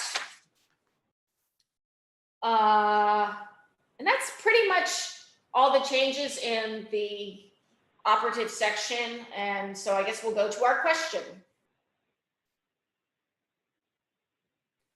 It's the same, what?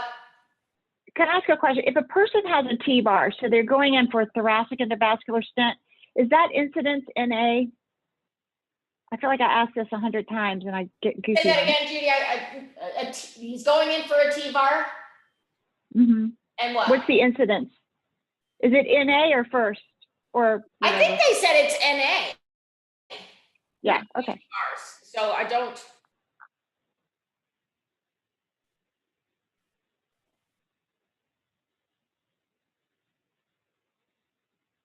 Yeah, that's all about re-ops, though, I think. I get the re-op pace, but it's just this is their first surgery ever. Okay. I've been saying NA, but. Yeah, I think because it has to be, I think it's in the pericardial space, or it's got to be the arch and the aorta, not you're doing your T-bar in the descending, right? I guess. It's NA. Yeah. If this is a first time T-bar. Yes, it is. Thank you. All right, so this is that same patient. You can quickly review that, but go to the question, Eddie, and then we can pop back and they can do it. What procedures would you code? A mitral valve only, an explant, a mitral valve, other cardiac procedure, congenital, an AFib procedure, or mitral valve, other cardiac procedure except AFib, and an AFib procedure? You can go back so they can look at it, Eddie. Okay.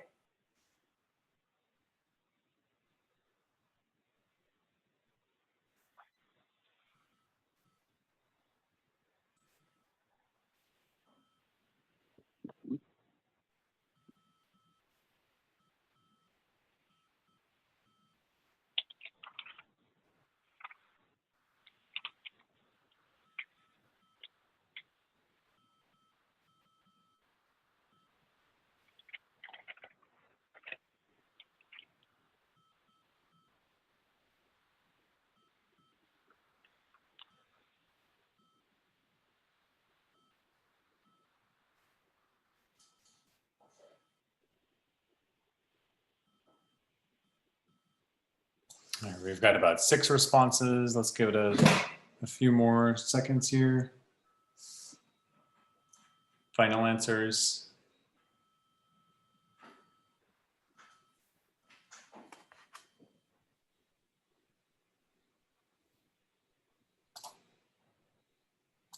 All right. Okay, I would pick the answer as C. They did an LAA, so that is an AFib procedure. And they did, what else did they do? They did A PFO. a PFO. PFO. PFO is a other cardiac procedure. It is not congenital. It says in the, actually go to the next slide, Eddie. And next.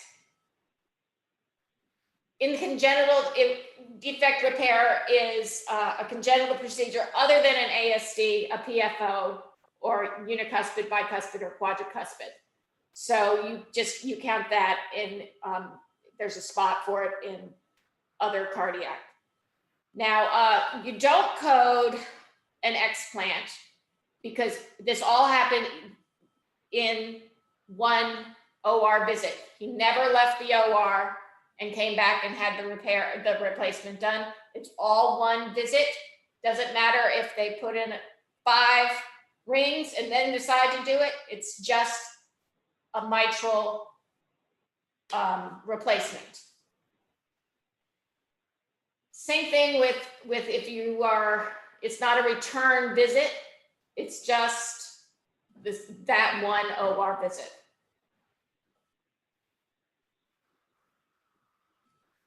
Any questions? I don't think there's any more slides. Go one more forward, Eddie. I think that's it. Okay.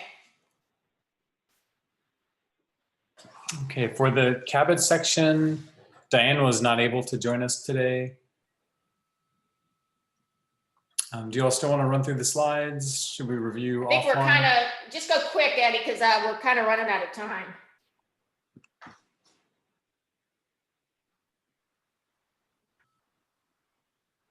So there are some detailed case scenarios in here.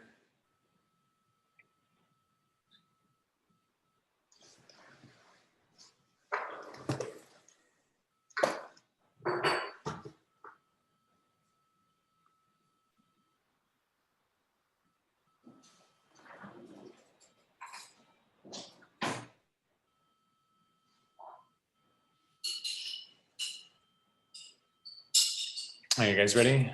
Yep. Okay. Op notes.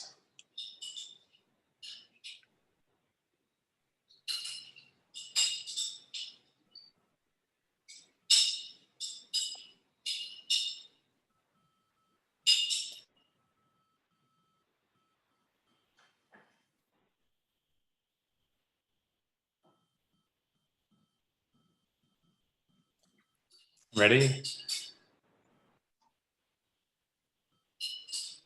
We can always come back to. Oh, wow. Okay, there's more.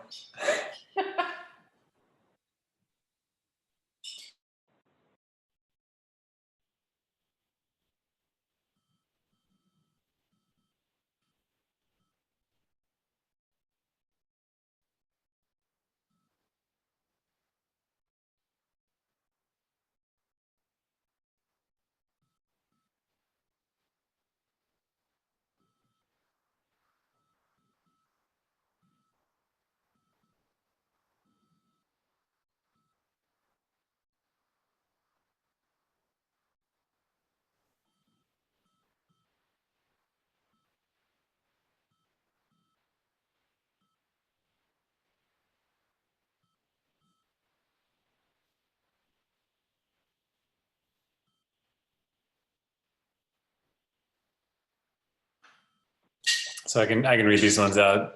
Surgeon worksheet stated Lima and Rima were harvested as pedicle. Saphenous vein harvest time was 27 minutes. Prep time 9 minutes.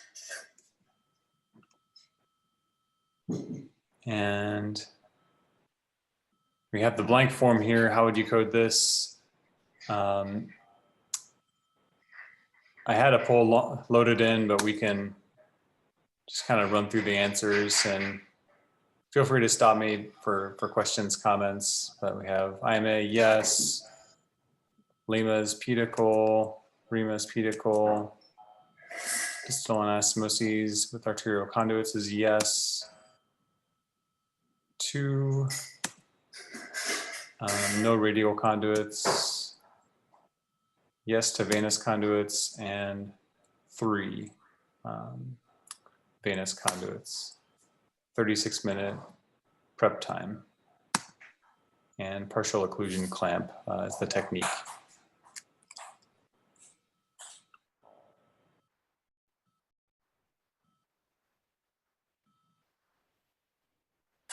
For the grid here,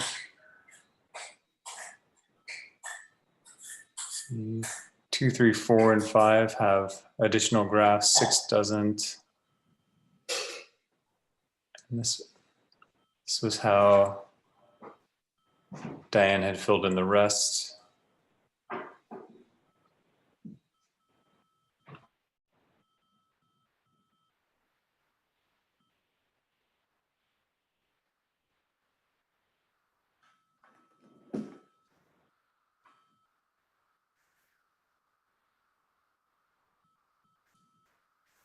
Ready to move forward?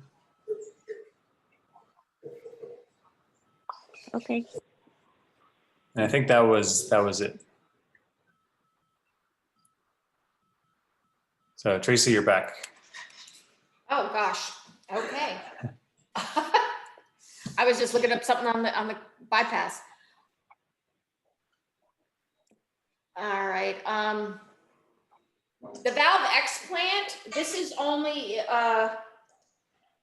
if there's a previous implant of some sort, the TAVR, or a previous mitral clip, or any kind of foreign substance that was implanted on a valve, and that's the one that they're taking out.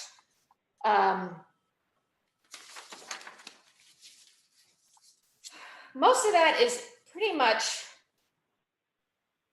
the same. You know, you fill in the information that you have. The aorta valve replacement is very similar. They've actually slimmed it down a little bit from the previous versions.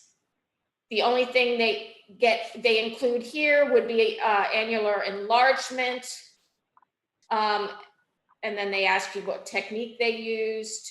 And then also the implant that's pretty much the same. The mitral valve has also slimmed down. There's less choices. It's a little bit easier to code because there are less choices. I hope everybody has a physician that's helping them with what exactly they did, or they have great op notes.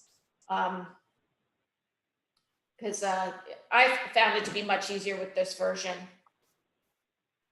Sometimes it's hard to tell if they attempted a replacement or a repair before a replacement with the mitral, but they may just look at it and just go right to whatever they're going to do. But hopefully, if they're filling out a form, they're telling you or stating it in their op report.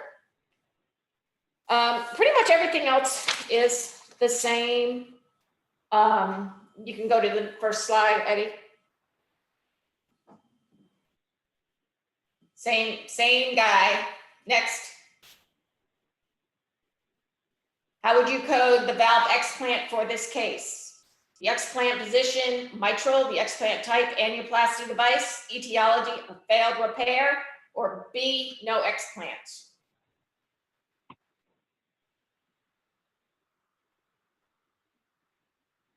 And on this one, Tracy, I didn't build in the poll, so if folks just want to respond. It's fine. This is no explant because the mitral annuloplasty device that they put in and promptly took back out was in the same operative case before they replaced it. So there is no explant, even though they actually took out an angioplasty device. It was in the same operation, so you don't count it. Next. Do not code a valve explant if a valve is implanted and explanted in the same operation due to the fact that the valve did not work or fit. That is in our manual. Next, how is the mitral procedure coded? Repair, leaflet resection, implant, angioplasty. Whoops, the thing just came out right in front of my thing. With ring, surgical ring, or B, replacement, prior repair attempted, posterior cord preserved by a prosthetic valve.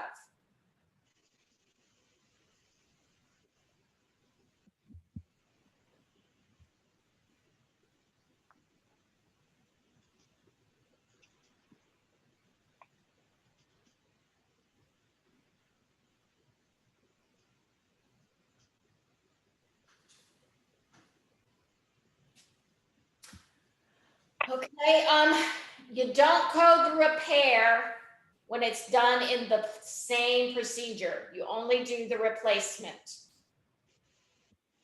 Prior repair was attempted, yes, and the posterior cord was preserved by a prosthetic valve. So even though a repair was done and then a replacement, you don't code it because it's in the same operation.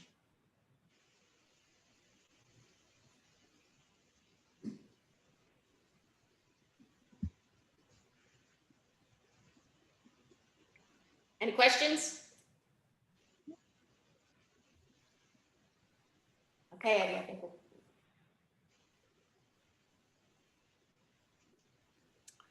All right, on to Diane and Shubha at U of Maryland. Hi. Oh, can you hear me? Yeah. Yeah, we can hear you. Hello? Oh, okay, great. Okay, so this is mechanical assist devices. You can go to the next slide. So this involves balloon pumps, temporary assist devices, ECMO, and VAD.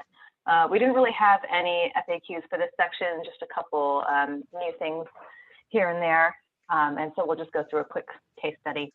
One new thing is we have to remember to check yes in the operative section. There's this question 2173 or 2137, mechanical assist device / ventricular assist device. We just have to remember to click yes there, because if we don't, it doesn't open up section L, the mechanical assist section. Next slide, please. So our case study is the patient we had recently, 59-year-old male. He came to the ED with NSTEMI. He had a heart cath, which revealed multivessel disease, and they placed the balloon pump at that time and made plans for a CABG, which was done on 8/10. So then the day after the CABG, he was getting worse, cardiogenic shock, required increasing iron trips. So he went back to the OR and was cannulated for VA ECMO. And then they decided to place an LVAD as destination therapy. So on 8/14, he went back to the OR for an LVAD implant. Next slide, please. So first, we'll talk about the balloon pump, which is a device that is used to increase coronary blood flow and decrease the work of the left ventricle. Next slide, please. So here, as always, we would put in yes for a balloon pump and pre-op for insertion.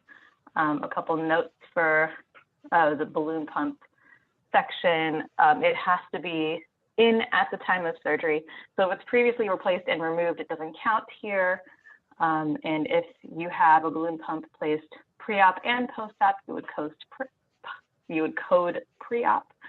And also for if it's placed pre-op, you would choose urgent or emergent under 1975 for status, and there's IABP as one of the reasons. Next slide, please. So next is ECMO, which is extracorporeal membrane oxygenation, which functions as a replacement for a critically ill patient's heart and lungs. So we know in our case study, he became unstable after his CABG and was put on VA ECMO the next day. Next slide, please. So we would say yes for ECMO, we would say veno-arterial, and we would say post-op because it was after the CABG. One thing to note here is the VAV and VVA options for ECMO mode are new, and these are new forms of ECMO support, which are used as an upgrade of an existing VV or VA circuit, and there's some more details about that in the training manual. Next slide, please. Okay, so a couple things for ECMO. If a patient gets ECMO post-operatively, as in this case that we're looking at, we would check yes for re-op for other cardiac reasons in section P, post-operative events. If a patient was on ECMO pre-operatively, we would capture this as resuscitation yes in section F, preoperative cardiac status. And also we want to remember we would choose salvage in that status question in the operative section if the person was on ECMO pre-op. Next slide, please. So next is VAD, which is used to completely or partially replace the function of a failing heart. And in this study that we're looking at, our patient received a HeartMate 3 LVAD as destination therapy on 8/14. Next slide, please. So this is how it looks in the data collection form. We would say yes for VAD implanted. And then for timing, if you want to just take a look and see, oh, sorry, can you go back? We would choose 5 for timing for post-operative after surgical procedure during a reoperation. For indication, we would choose 3. Destination, because we saw, well, I read in the chart that it was destination therapy. And for type, we know it was a LVAD, so we would choose 2. Next slide, please. So this is how I filled it in. Timing, 5, indication 3, type 2. And then for device, I just, looked in the device that was in the chart and lined that up with what was in the training manual. They have a whole device list there. So that's what I chose, the HeartMate 3 implant, and then the date was 8/14. I didn't have a UDI for this particular case, and VAD explant would be no, because this VAD was not explanted during this stay. Next slide, please. So after being in the hospital for quite a while, he was discharged home on 10/6 with his LVAD, and he's doing well. And that's all. Thank you. I just want to, this is Diane, say a quick kudos to Shuba, who's only been abstracting a short time to find this case, which is a very difficult case. And you have to go back and forth for post-op, pre-op, marking different things. So I just want to give her a little kudos for that. I had nothing to do with this case, so. Thanks, Diane. It was awesome. Thank you. I have a question about the ECMO. Can you hear me? Yes. Okay, sorry. So the ECMO, you have to go back into post-op events and do re-op for cardiac reason. Would you do the same if you do the ECMO at the bedside, similar to when you open a chest at the bedside? Would you still call that a re-op cardiac?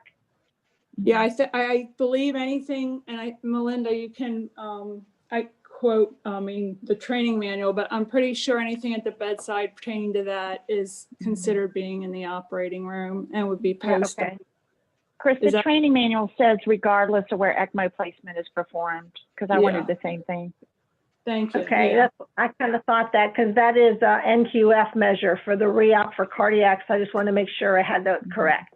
Yeah, the surgeons don't like that, but. No, I know they don't. I'm well aware of that. Sorry, thanks. Thank you. All right, next up is Karen at UPMC Western Maryland. Hello. I'll go through this real quick also, as far as I had other cardiac, and when you answer 2140 under the I think it's the operative, going into, I forget what the section is. Surgical, the operative section. This will take you to the other cardiac procedures. And I just did a brief case scenario. I had a 68-year-old female who had come in with COPD, colorectal and breast cancer, history of chemo, HTN, smoker, occasional alcohol. She came into the ED. She had worsening dyspnea, intermittent fever, chills, and non-productive cough. They did the workup. She finally admitted she's had dyspnea and progressive chest pain for 3 years.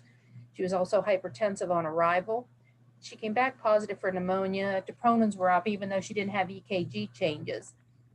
Next. They did finally diagnose her as a type 2 non-STEMI due to the current illness and the HTN. They did further non-invasive ischemic evaluations. She had a farm stress and it was positive. They did an echo.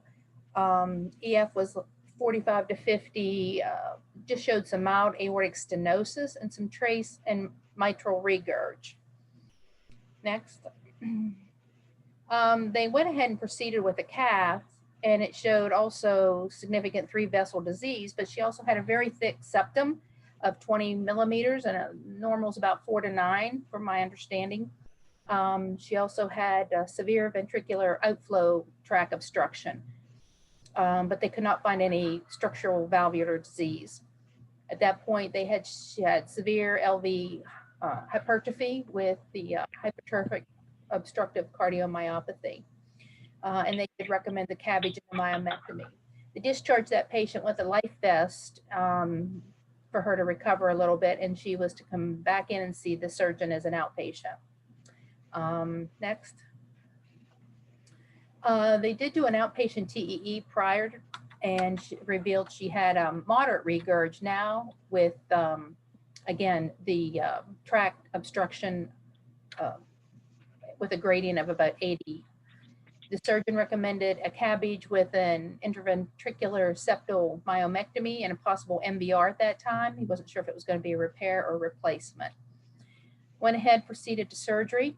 Interop TEE confirmed moderate mitral gurg now, and she did have a normal aortic and tricuspid valve, but she had a high peak gradient. During the intraop, they found a bulging intraventricular septum. They went ahead, they shaved off multiple sections, removing the muscle bars. Aberrant attachments from the papillary muscles to the ventricular wall were also incised.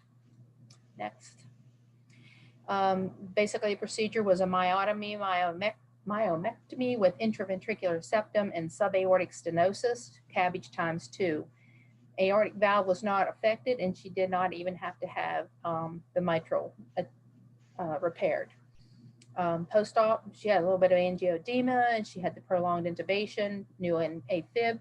She was discharged home with a life vest. She continued with that and followed up for EP. Next. Again, for data abstraction, I wasn't sure at first. Pre-op, I calculated mitral valve disease because they said she had moderate regurg, and under the class 3, it said restricted leaflet, systole only. I think that's, I'm not sure. I think I've got that information. And then the reason for this procedure, ischemic, non-ischemic, hypertrophic cardiomyopathy, or other.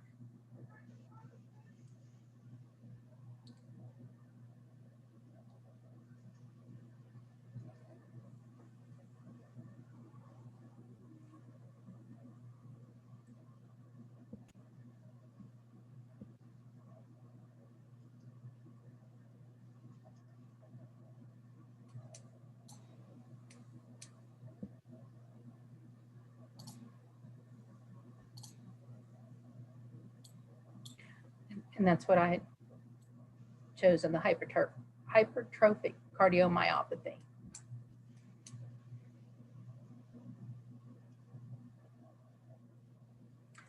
And that was, again, based on the class 3. from the definitions.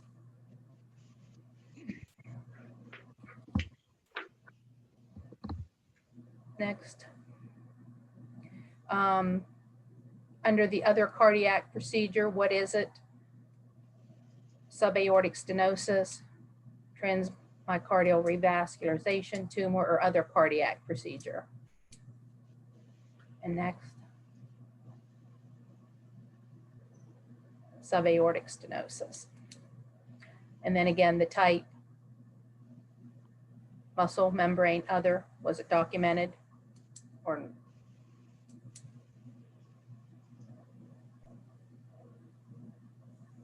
and then next, it was muscle.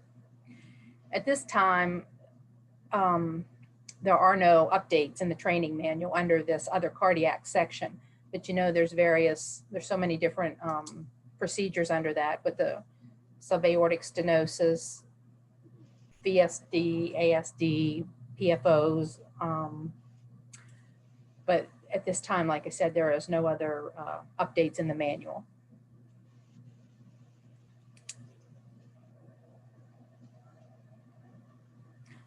I went as fast as I could. Thank you so much, Karen. Our next section is Jennifer. Jennifer, before I pass it over to you, I just want to take a quick pause here. We're right past 3:30. I want to be respectful to everybody's time. I know Melinda's still on the line. And Melinda, you were planning on being on for this half hour. So do you all want to switch to any open Q&A? Do you want to keep moving forward? How do you want to best use our time here? Well, I have a question for Melinda. I'm here. Go for it, Jennifer. Melinda, on the post-operative, the creatinine section, one, they want it 48 hours and close the highest for the whole time. But when you're looking at the 48 hours, is that the time closest? Because like a lot of times, once their labs are good, they only do them once a day in the early morning. So let's say it's a 3 or 4 o'clock, maybe 5 o'clock lab, but 48 hours isn't until that night. Would I use that 3, 4, or 5 a.m. creatinine for that?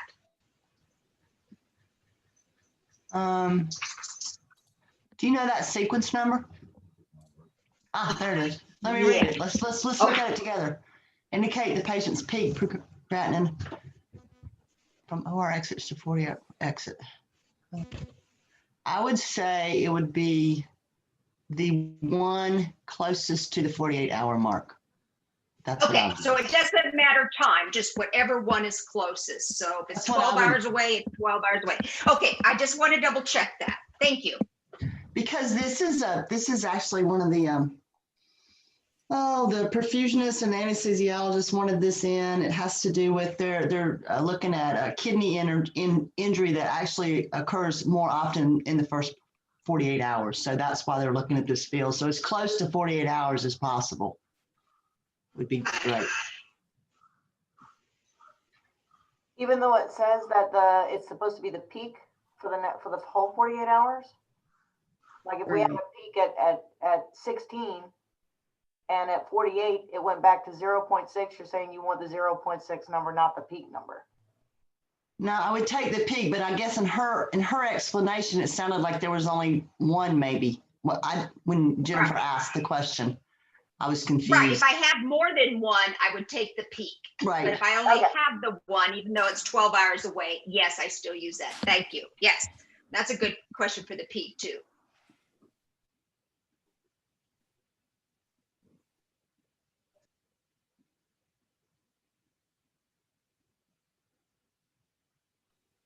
Other questions for Melinda while we're on the training manual here? Melinda, we have the aortic section, and I just wanted to clarify, if you do an aortic root, but don't touch the aortic valve, in the operative section, you still say yes to aortic valve, even though you didn't do anything to that, but you say yes to that to make the root section open. Yeah, I just put that out. I think that came out in the training manual, or you probably guys haven't seen it yet, I don't think, but Let me find the exact terminology because I don't want to misspeak. But yeah, you check one and then you leave the replacement or the repair blank, and then you move on down to answer the other fields. But no, I know that part. So I have that copy and pasted in our slides if we get there. But the question is to actually make the root section open in the operative section. You have to say yes to aortic valve to make the root section open. I couldn't get it to open in the software any other way than to do that. And I just, and I guess that makes sense though, from what's in the, obviously you had to do that because you're leaving the valve part blank. Okay. Yes. Okay. Thank you. Welcome.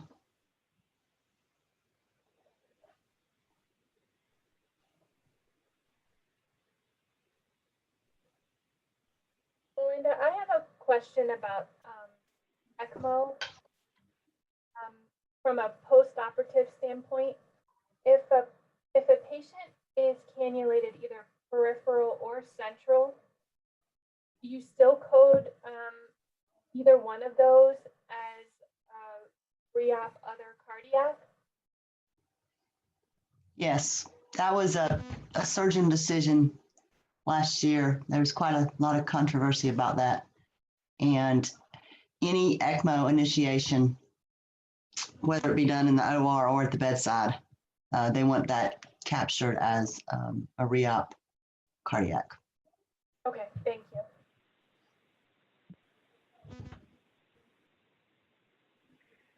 Linda, this might be stupid, and I don't think I understood that whole question. What if you can't come off bypass and then they go on ECMO in the OR, so they never left the OR for their index procedure? That's not a re-op, is it? No, that's still okay, good. Okay. Still in the initial, and then you just code it as intra-op echo. Gotcha. Okay. All right. I just wanted to be sure I didn't misunderstand.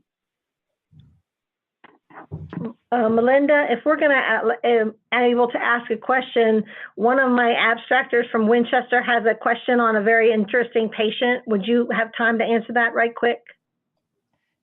Yeah, I'm open. In fact, I've enjoyed your conference this morning. I was multitasking and listening to it. It was very well done. So thank you for inviting me. Okay. Are you on, Amy? I am. Can you hear me? Yes. Okay. So, Melinda, it's regarding sequence number 6778 and 6780.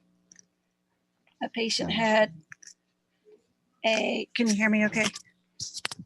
Yeah, we're trying to get these sequence numbers pulled up.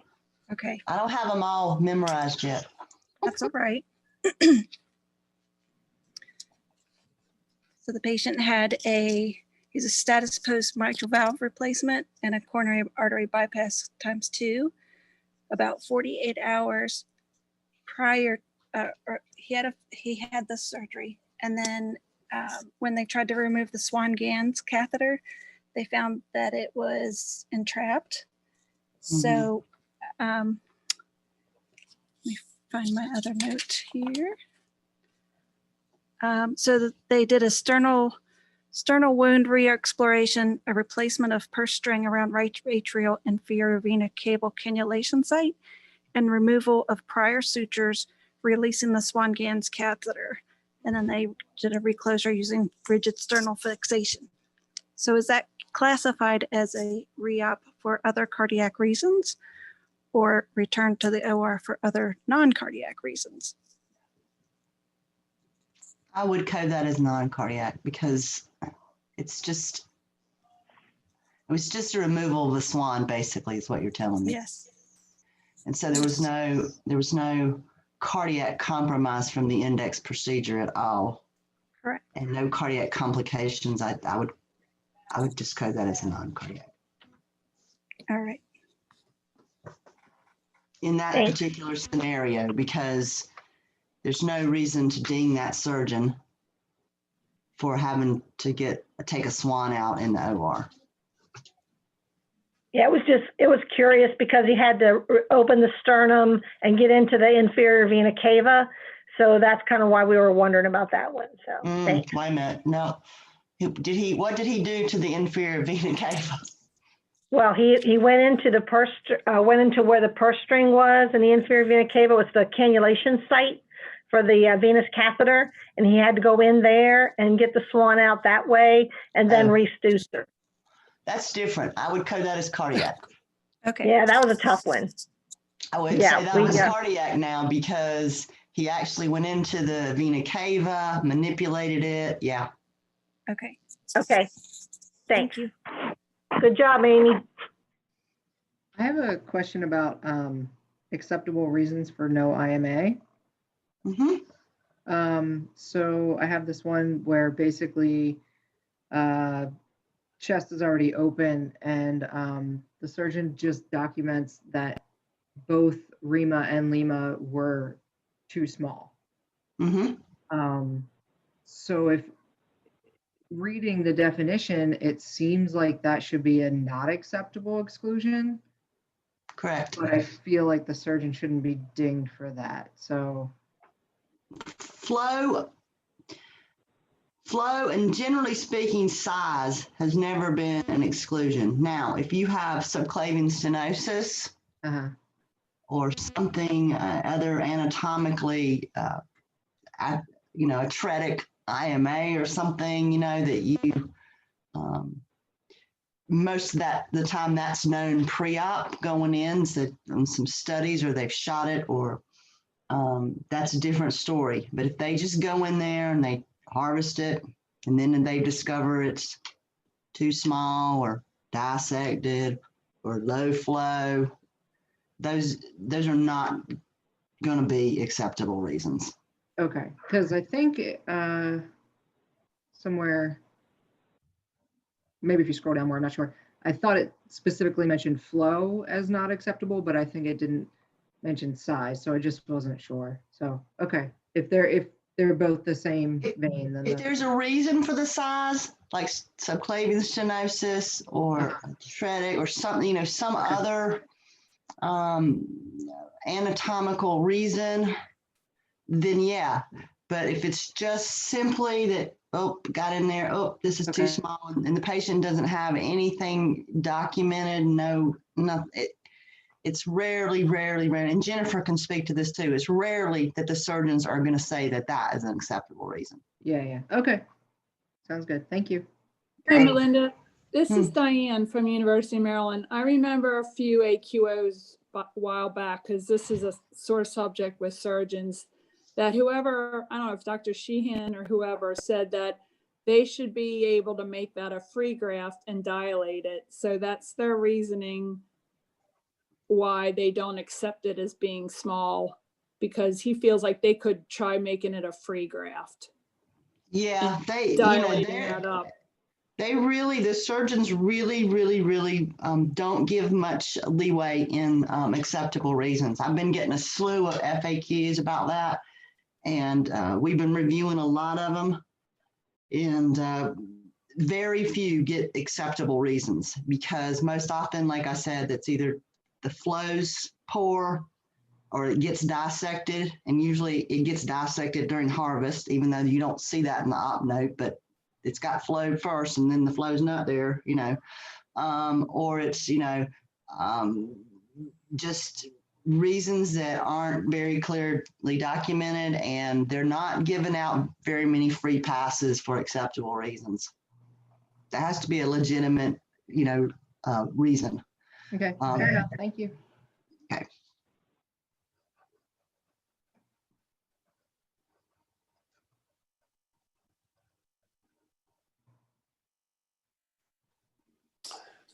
All right, should we go back to our slides? Thank you so much, Melinda. Oh, you're welcome. So one quick piece, Jennifer, Heather's got to leave at 4 or shortly thereafter. Are people flexible, or we still have about 5 sections left? How do you all want to slate out the last bit of our time together? Are we okay if we go over a little bit? Jennifer, are you flexible? To go over 4 o'clock? Yeah. Sure. Okay. Well, I'm gonna skip forward to Heather then, who has readmission, and then Jennifer will come back to you. Okay. Thank you. Sorry. The 3-year-old dictates my life. And Eddie, if you could control, because I don't, it's on a different computer for me, my document. So basically for readmission, there have not been any updates with the new version, or at least not for October. So just really quickly, definition, indicate whether patient was readmitted to the hospital within 30 days of discharge. Code yes for inpatient admission to an acute care facility, and do not capture emergency department or outpatient visits or admission to a skilled facility or nursing home. Next slide, please. Again, there's nothing new there. And just some important reminders to keep at the top of your head when you're doing this section. Planned readmissions still count as readmissions. A readmission to a psychiatric facility is also a readmission. And then to align with CMS, the 30-day readmission should not be coded for patients who remain in observation units, no matter their duration. And then if multiple readmits, just code the first one for the reason and the date. Next slide, please. So here's our scenario. We have a 63-year-old African-American female with end-stage renal disease on hemodialysis. She was originally being evaluated for renal transplant and status post-CABG ×2 on 8/7, subsequently discharged to acute rehab on 8/10. In the early, I didn't say this, but I should mention this was a rehab in the same facility. In the early morning of 8/21, she was transferred back to the ICU after complaining of severe abdominal pain and found to have gallstones. She was also hypotensive at the time. So while placing the central line after failed attempts at the IV access, she went into cardiac arrest, was resuscitated, and subsequently intubated. Next slide, please. And then also during this readmission, she had a pleural effusion, required drainage, and then she also had her dialysis, 3 liters of fluid was removed, and then she was extubated later that same day after dialysis. Next slide. So what is the primary reason for readmission? Next slide, please. Here are our reasons. I think there should be another one, right? Yeah. So a whole bunch of reasons. And I think for this one, if you can hit the next slide, please. We should choose the GI issue, right, as the primary readmission reason. She was complaining of the abdominal pain, and then she was found to have the gallstones. Everything else happened after that. Does everyone agree with that? Because I was even slightly unsure if that's true. I would agree. I do. I do. Yeah. Okay. So next slide, please. Oh, sorry. I forgot I put all these little moving parts in here. So then what was the primary procedure performed? And you can do next slide. These are your procedures. A whole bunch of these too. If you want to do a poll, we can do a poll here. Sure. I don't know, you could do that on the fly. So I built both questions in so you can skip down to number 2, where you get number 1 for free.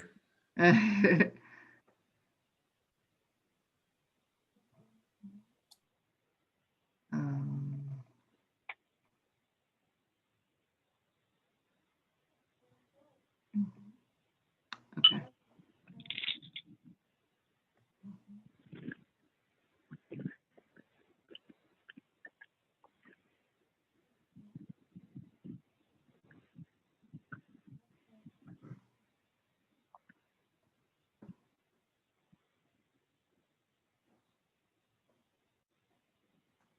How many do we have? We have 6 that are in so far. Some mixed results. I'll wait another few seconds here. Everybody got the first part right. People were paying attention.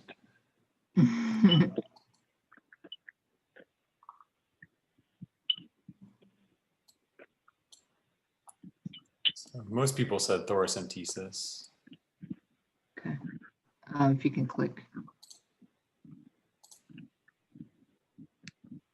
Yeah.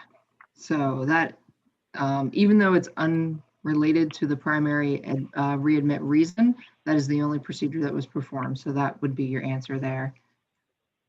You can click again and that'll just say that basically. Next slide, please. Oh, that's it. Mine was really short, sorry, because there's not much to say there. It's pretty straightforward. So.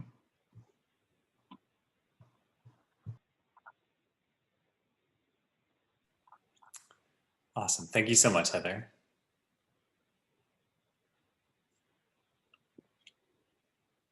Okay, Jennifer, we're going to go back.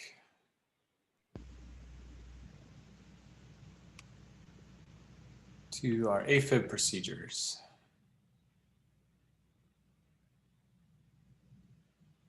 Okay. So all of you, I'm from White Oak Medical Center and I'm doing the maze.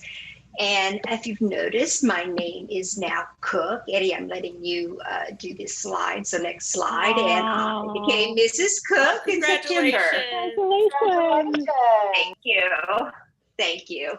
So anyway, on to what we're doing. The maze. Cook was? Yes. That's right. If you didn't know who Jennifer Cook was, you now do.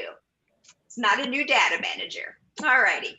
So we're going to do the first scenario. And if you all went to the handouts that Eddie had, I provided you with a diagram so that you can fill in as we go. I think it would help you because of the way I did them, it was hard. Number one, it was difficult for Eddie to set up polling questions the way I did my slides. And second, we only had so many polling slides that we could do. So anyway, with the first scenario, the left atrium was opened with the following lesions created. Go ahead, Eddie. A box lesion was created, including a lesion into the base of the left atrial appendage, as well as a lesion to the mitral annulus and an external lesion across the coronary sinus. A left AA device, or it was an articlip, was placed, and the left atrium was closed. Next. The right side lesions to the 10 o'clock and 2 o'clock tricuspid positions were performed. A lateral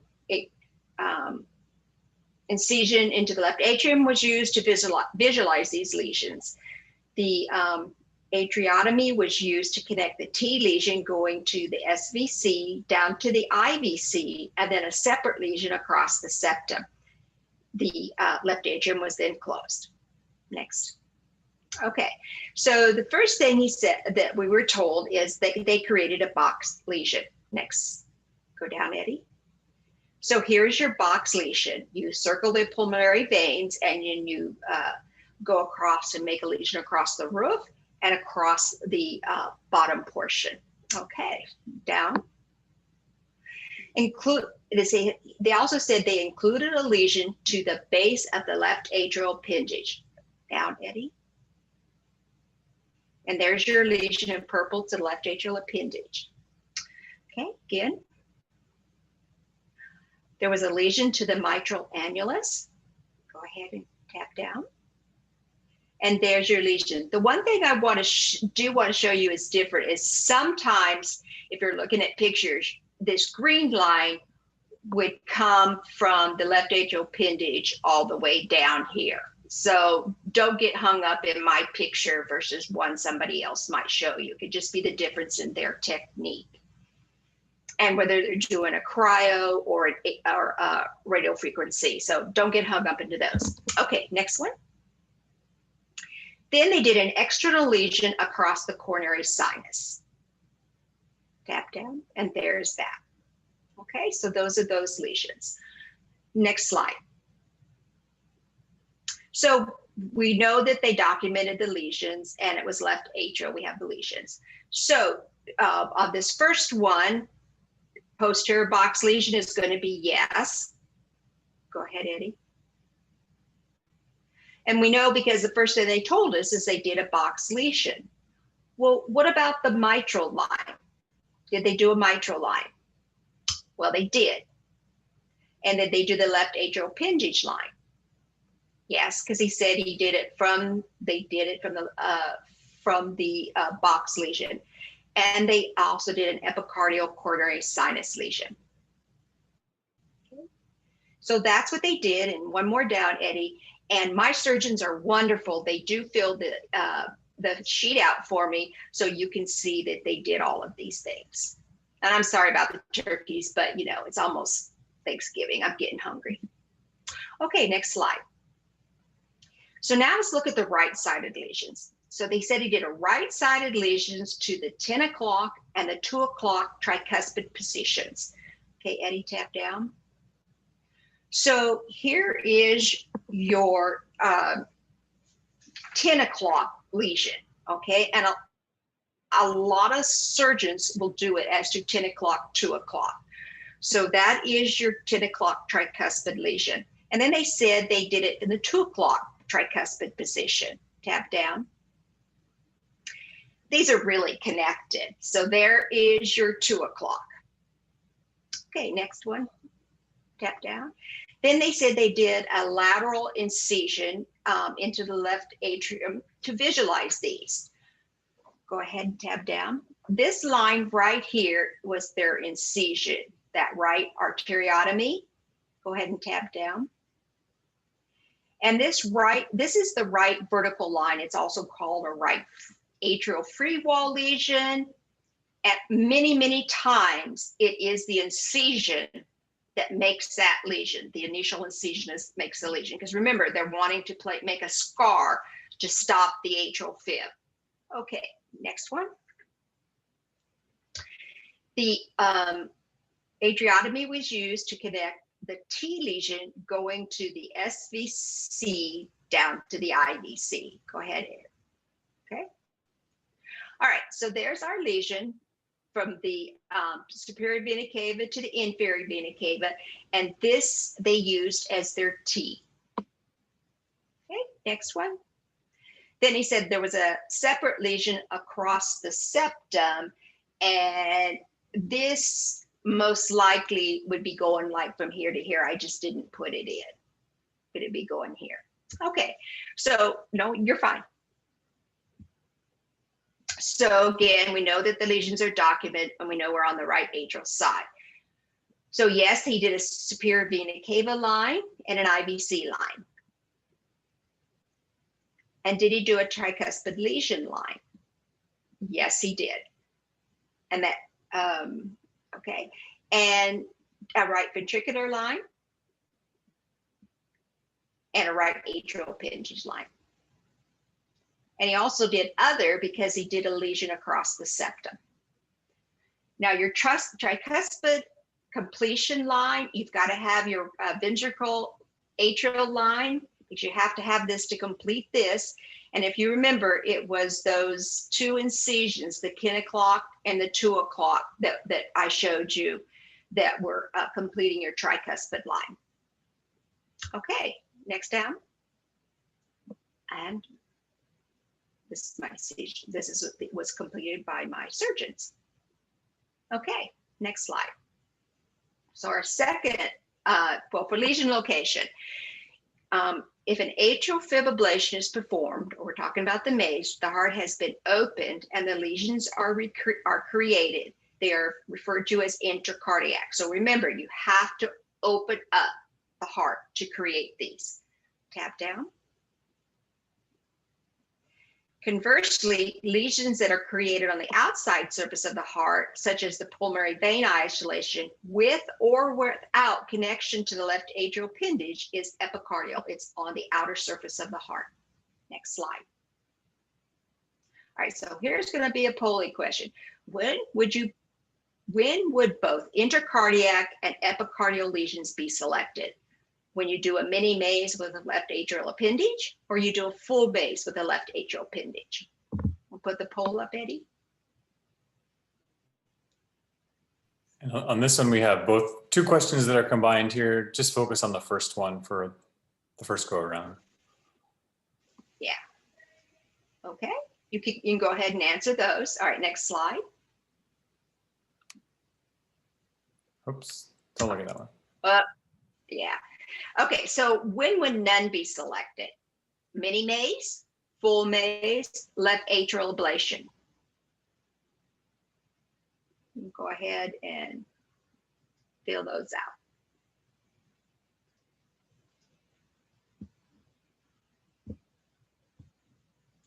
And would you go back up to the first slide for question 1, I mean?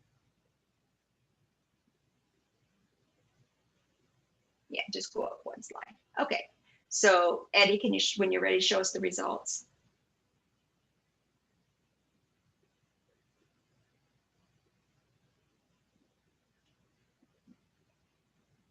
Okay, so the full maze with the left atrial ablation was 100%. You all got that. So go ahead and post down on that slide. All righty. And our next question was, when would none be selected?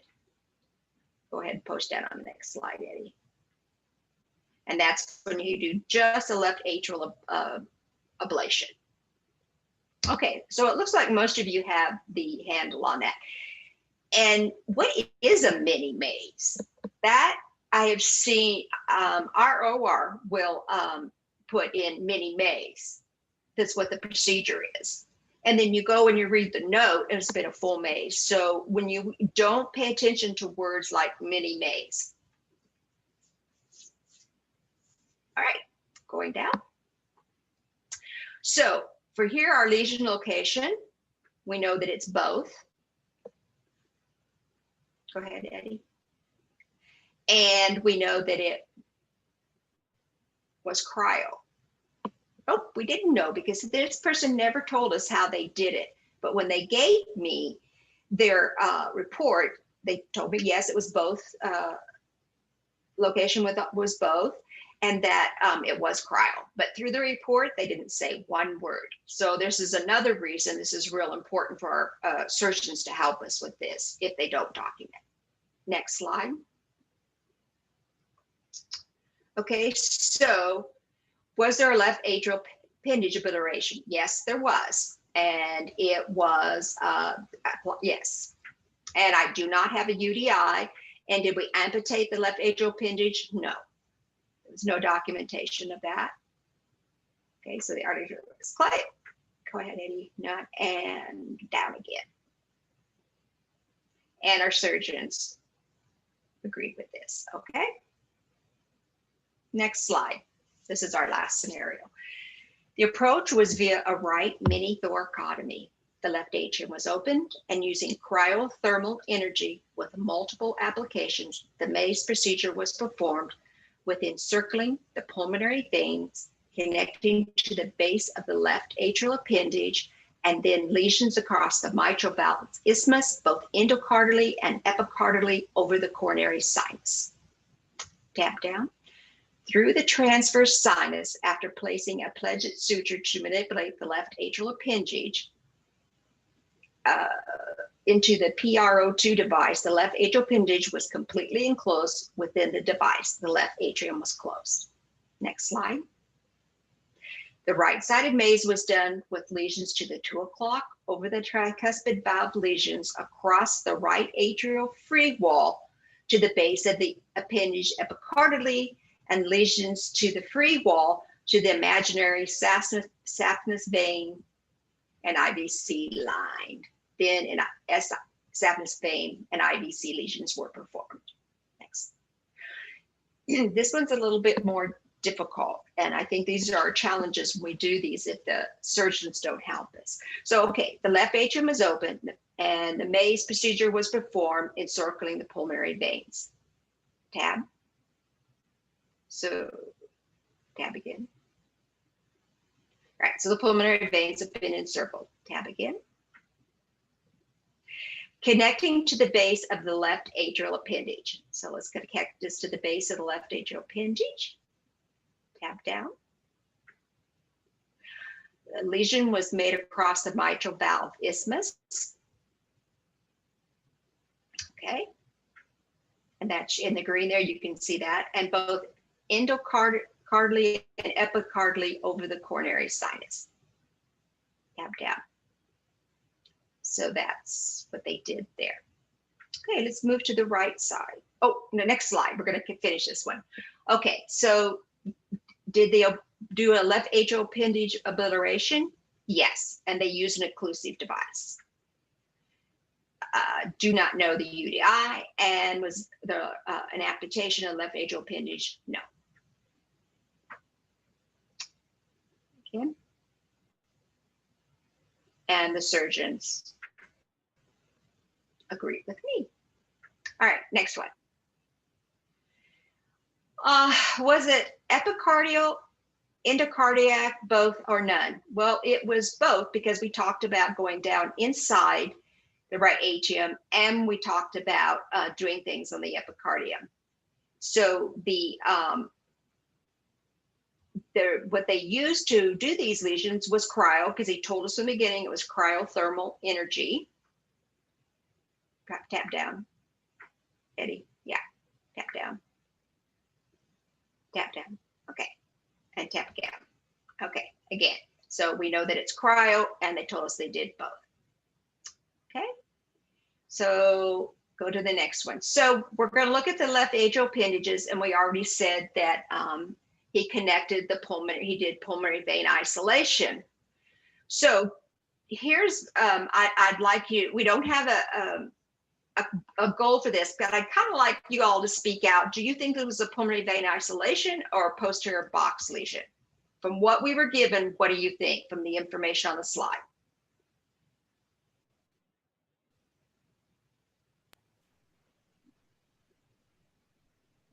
Nobody's going to guess? I have horrible short-term memory. I think it's PVI. I do too. I do too. Okay, great. All right, so Eddie, go ahead. Well, I get my thing, and it says posterior box lesion. So this is an important reason to clarify with the surgeons, because this surgeon constantly he used to say posterior box lesion, or I did a box lesion, but this time for some reason he just said he did a pulmonary vein isolation. Now I did check with him to make sure that it really was a box lesion and not just him filling the form out wrong. Okay, Eddie, down. So this is what this should look like now. It should be a complete box lesion. All right, next slide. Oh yeah, and posterior, and that's kind of a turkey that's like, wow. Okay, so did he do a mitral line? Eddie, go ahead. He did. Left atrial appendage? Yes, that was that purple line. Did he do an epicardial coronary sinus lesion? Yes. And there was no convergent procedure, and he didn't mention any other thing that was done. Using the words free wall and stuff, you have to watch, because they'll say free wall, but it has to maybe do with a line that's a connecting, like your T. So be real careful with the way they do it. Go ahead and tap down, Eddie. So again, it was a posterior box lesion. You had your mitral line, and that went from, again, that went from the way I showed you here was from the box lesions down to the mitral annulus. And then the coronary side, left atrial appendage, excuse me, was your purple line, and the epicardial coronary sinus was going over the coronary sinus there after the mitral annulus. Okay, down again. Okay, so now let's look at the right atrial side. He said the right-sided maze was done with a lesion to the 2 o'clock. Tap down. So there's our 2 o'clock lesion. Next. Over the tricuspid valve lesion. Okay, so you're going on up. Go ahead. Across the right atrial free wall to the base of the appendage epicardially. Go ahead, Eddie. And when they taught what he did here, and they all have different ways that he do this. So what he did here is here he went up and he went across the free wall right here. Okay, again. And a lesion to the free wall to the imaginary saphenous vein IVC line. Go down. Okay. So, all right. Now, go ahead, Ari. Tab again. So then he did his last lesion to the superior vena cava and the inferior vena cava. Go ahead. Okay, down. All right, and they went over these in the AFib section, but they're really important. And I just want to remind everybody that when AFib occurs, is the decision for remote or recent has not changed. Paroxysmal, I can never say that word, or persistent is what are the only two choices you have now. This includes early and long-standing persistent and chronic permanent AFib. And then a new element is if you say the patient had AFib, either recent or remote, when you get into the OR entry section, you will have to check if the patient was in AFib or A-flutter at OR entry. And that only comes up at that time. Postoperative, the definition did not change. Okay, down. Questions. I know this could be hard. It took me a long time to get my slides together. At first I had them and they were very, very confusing. And so I tried to just break it down. And I will tell you that when you look at different illustrations, the lines may look different to you, but you have to remember, you know, that is, we've made that a one-dimensional picture, and that really is close. So things kind of encircled and they fit together better than they do in this one, just, you know, looking at it from a flat picture. Dr. Odd and I are actually going to put together a little a video about these, and we're going to direct it more to the surgeons. And we're doing it for Maryland, and I would think that we could share it with Virginia without any problem, but helping you the different things that the surgeons say, and how can you take what they say and transpose it into this registry if they don't do the sheet for you. So we're going to do that. And the one thing I would really like is instead of sending it to Jay Bobbitt at Adventist Healthcare, send it to Jay Cook at AdventistHealthcare.com. Send me unidentified examples of the OR dictation for mazes, because I want to use real things that you see in your dictation. Jennifer, can you send me your email? I don't know. Is it just like you said it? Maybe put it in chat, Jennifer. Yeah. Okay, thank you.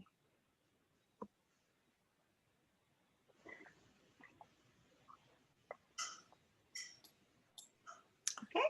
Awesome. Thank you so much, Jennifer. Sure. Thanks everyone for hanging on in the overtime session here. Next up, we have Judy and Maggie for aorta and aortic root. Okay, so I'm going to start. Listen, I thought the aortic section was going to be hard, but after that AFib thing, this is like piece of cake compared to that, I think. Next slide. I have to tell you that sequence numbers make me crazy. So you might want to have a DCF near you. Full disclosure, I'm certainly not an expert in this, and that's why I have Maggie with me. But if I say something wrong, then mostly what I'm going to do first is just go through the changes and some of the extra things that are actually in the training manual. And then Maggie's got a great case study. So God bless you for sticking around for 4 hours plus. So we appreciate it. Next slide. Melinda, I want to start here in the operative section to remind us that if you have this would be completely different and for the aortic valve, if you have an aortic valve replacement, or if you have an aortic root done, you have to say yes to aortic valve. And was there a procedure performed on the aorta? Is yes. So both that 2131 and that 2132 both have to be yes in order to open up the root section. Next slide. She starts out with some general information. Says better to just leave something blank in this section than to guess. Hole punches for the cabbage where they do the proximals do not count as an aortic procedure. And if you only see the annular enlargement, that does not count as an aortic root procedure. And I don't know what cardiac surgeon would do abdominal aortic aneurysms, but we have some cardiac surgeons who are also vascular surgeons. We'd never put those in this database. Next slide. So what's the patient like? Next slide. This is this part of everything she has in there describing the patient and what their aorta looks like before you come. She's got, before they go to surgery. So she's got some really nice pictures that are very, explain a lot of things. And she reminds us to actually be sure you know which zone. If they just say the arch, don't pick 1, 2, or 3, like, be sure you know which zone they're in. I mean, I think if they say, 2 centimeters past the carotid, you could say zone 2, you'd be safe in that, but you really want to be specific. Next slide. Genetic history is only changed in that they changed bicuspid valve to aortic valve morphology so that you could put the unicuspid and quadricuspid valves in it. This next section is what goes with family history. And I'll be honest, I think I may have included some abdominal aneurysms as a family history, but she says not to take those, or the surgeons say not to take those because they can not be familial in nature. And if you have a family member with an unexplained death of a first degree family member, you can select unknown. Next slide, whatever. And at this part now, it gets very specific if the patient has an endoleak. So this is a T-bar or something that's happened to them in the past, and that is leaking. This is all like what was in the past, and now why are you going to surgery? Next slide. She has great pictures of like what the each of the endoleaks are. Next slide. Infection really hadn't changed, except you can say multiple infections now. I don't know what's different in that, but that blue, so I took it. Trauma is great now because you can have multiple selects. So if your steering wheel hits your, root and ascending an arch and all of that dissects or blows up, right? You can have multiple choices for that. Next slide. Presenting symptoms is added a few things. It gives you an opportunity now so that if something, so say you're doing the cabbage and then the aorta dissects back down to the root when they cannulate the ascending, and you've got to go in and fix it as a surgical complication, though I do kind of wonder, like, is that also like patient tissue, like they're friable, but whatever, if something happened, a surgical complication happened in the procedure, that you can actually put that in, and later on we're going to see their options for that too, I believe. Neurodeficit does break out. The only different thing in that is to say acute vocal cord dysfunction, I guess, as opposed to like, is this new? Is this from your dissection? There's no hierarchy. And it's only how they were pre-op. So say they get paralyzed post-op, you don't say that they had limb numbness pre-op. Next slide. This is in the primary indication, aneurysm dissection, and then other. So other, I believe, may or may not be new, but it's got some other options in it. Ulcerative plaque, they just added that with the penetrating ulcer. Aortic valve morphology was just added so you could do whatever kind of valve or valve issue they have. This is the parent. This etiology is only the child to aneurysm. And of course, chronic dissection, that wall can get weak and be aneurysmal later on in their lives. And then they added just syndromic to the connective tissue. So, I mean, it's still the Marfan's and things like that, but any kind of variant, any kind of connective tissue disease. Next slide. Next slide. Yeah, there you go. So if you picked other options, right? So this is the child to that. And I do not know why my dog is picked this time to be incredibly needy. Sorry about that. She added in a few more options of what the other reason was. And the and this is where she clarifies the intent is to capture the intraoperative surgical trauma to the aorta during the current procedure. Next slide. The Stanford class is still in here. It's interesting that they added other. Stanford A and B is by where it starts. So, I mean, you could start in your root and go all the way down to your descending and abdominal aorta and into your leg, but it's still a type A because it started in your root or ascending aorta. Type B is after the arch. And so I guess this other, I've never seen this, but it could start in zone 1 or zone 2 for these dissections. And you just got an option for that. I think they're also going to track more closely if something happened after the TAVRs and if anything's happening after a cath procedure where someone actually has to have an aortic procedure. Next slide. They fixed the sinus of Valsalva. This gets a little tricky to me. I don't know if Melinda's still on the call, but in the past, you could only pick one. So say you had a non-coronary and a left sinus of Valsalva aneurysm, then you can only just pick one of those.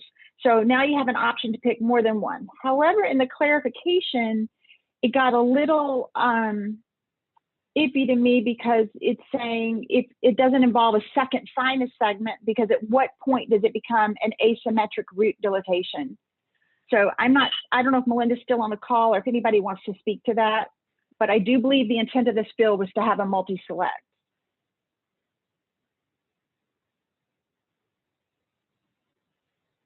We probably lost Melinda. I can send this as an FAQ and then Eddie can forward it on, I guess. No, I'm here. I'm just thinking about it. Oh, okay. It is a select all. It is a select all that apply. And well, could you have asymmetric root dilatation and like a left and a non-coronary? Would you just do them both? What I would do, because I'll tell you, I'm not an aorta expert. Everybody that knows me knows that this is not my thing, but I go by what the surgeons document in the record. Okay. And I'm real, and so I would say if he documents right and left, I'm coding it. Okay. Perfect. And go, I'd go with that. Okay. Perfect. Then what's whatever, I'll go back and look at what the definition for asymmetric root dilatation is. And that might be dictated, that might be the way that it gets dictated or in the CT scan or something. Next slide. The only thing in the arch anomalies, they did added ductus bulge to the Cameral. The ductus diverticulum is actually different than the Cameral. I don't know, it's a little bit lower than that. And I don't know if ductus bulge maybe is just a different name for it, but that's the only change in there. Next slide. So in the measurement section, remember it's going to be in millimeters. You can use everything up to a year. If the measurement is not included in the surgeon dictation or available in the studies, the field should be left blank. And what we do not need to be doing is going into the packs and taking a little measuring tool and measuring patients' aorta. They definitely don't want that. Melinda, since you're on the call, are you okay if we accept if it's a very clearly written out CT scan, that we could take the numbers off the CT scan? Because I feel like that's what this is saying. Well, I think if it's a signed scan, the physician's impression, definitely signed by a radiologist. Yes, ma'am. The physicians looked at it and signed off on it. Yeah, that seems acceptable. Okay. What we don't want, thank you, nurses data managers just to go in there and look at the pictures and get the measurements themselves. yeah, no measuring. Melinda, sometimes you don't. I understand that about the measurements, but sometimes you don't get that report with the numbers and you can go into your PAC system and they've got them documented. So that's a whole different scenario. You're not doing the measuring. You're just going in because it didn't get, and you can get that. You can then print that and you can, have it in case you get audited. And I guess that's site specific as to how that process works, Jennifer. Yeah, it would be. Yeah. And if if you feel like that, those numbers are from the interpretation of the physician, so I don't know how it all works at different systems and sites. Yeah, the important thing is we don't in and guess the measurement. Correct. But your radiologist did, right, Jennifer? Your radiologist did it. It just happens to be in PACS and not on the written report. Right. Okay. Okay, great clarification. Thank you, Jennifer. Next slide. And so in the measurements, it's a lot easier this time in some ways because you're saying the treated proximal and distal method, and like what the measurements are and how you got them. If the root is treated, I think that, you know, the proximal to that's going to be the heart. So I think you leave that blank. Melinda's on the call. She can say if that's right or wrong. And I have some dissections where there really aren't any measurements. I just have been leaving this blank. So then we're going to go into what the operative section is. Next slide. So the aortic valve with any type of aortic procedure is now in this aortic section, but do not count anterior mitral leaflet endarterectomy, aortoplasty, where they're just reducing the size of the aorta, wrapping a dilated portion of the aorta, or unroofing of the mitral valve subannular annulus. None of those will count as a specific aortic procedure or valve procedure. Well, for the valve, whatever. It won't go in this section. Next slide.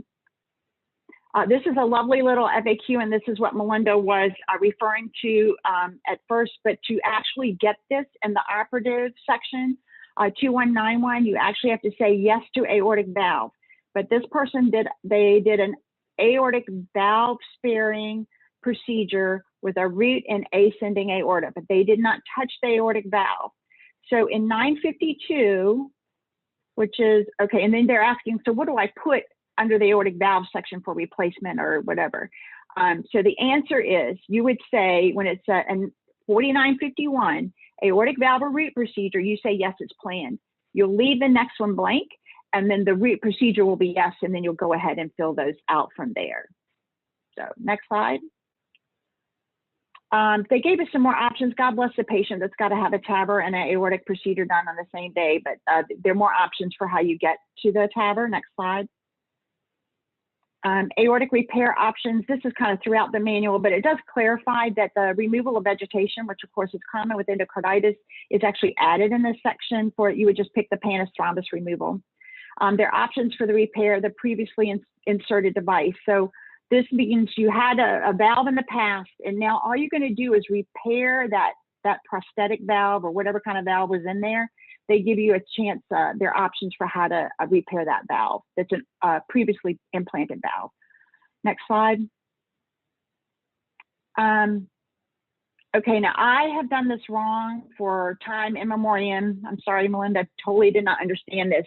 If you have a composite valve conduit, which means any way that you got your valve in your aortic aorta section graft together in one piece or two pieces, or however they got sewed together, however they in there, and it's a composite graft because they're hooked up. When you go, this is what kind of valve that you have.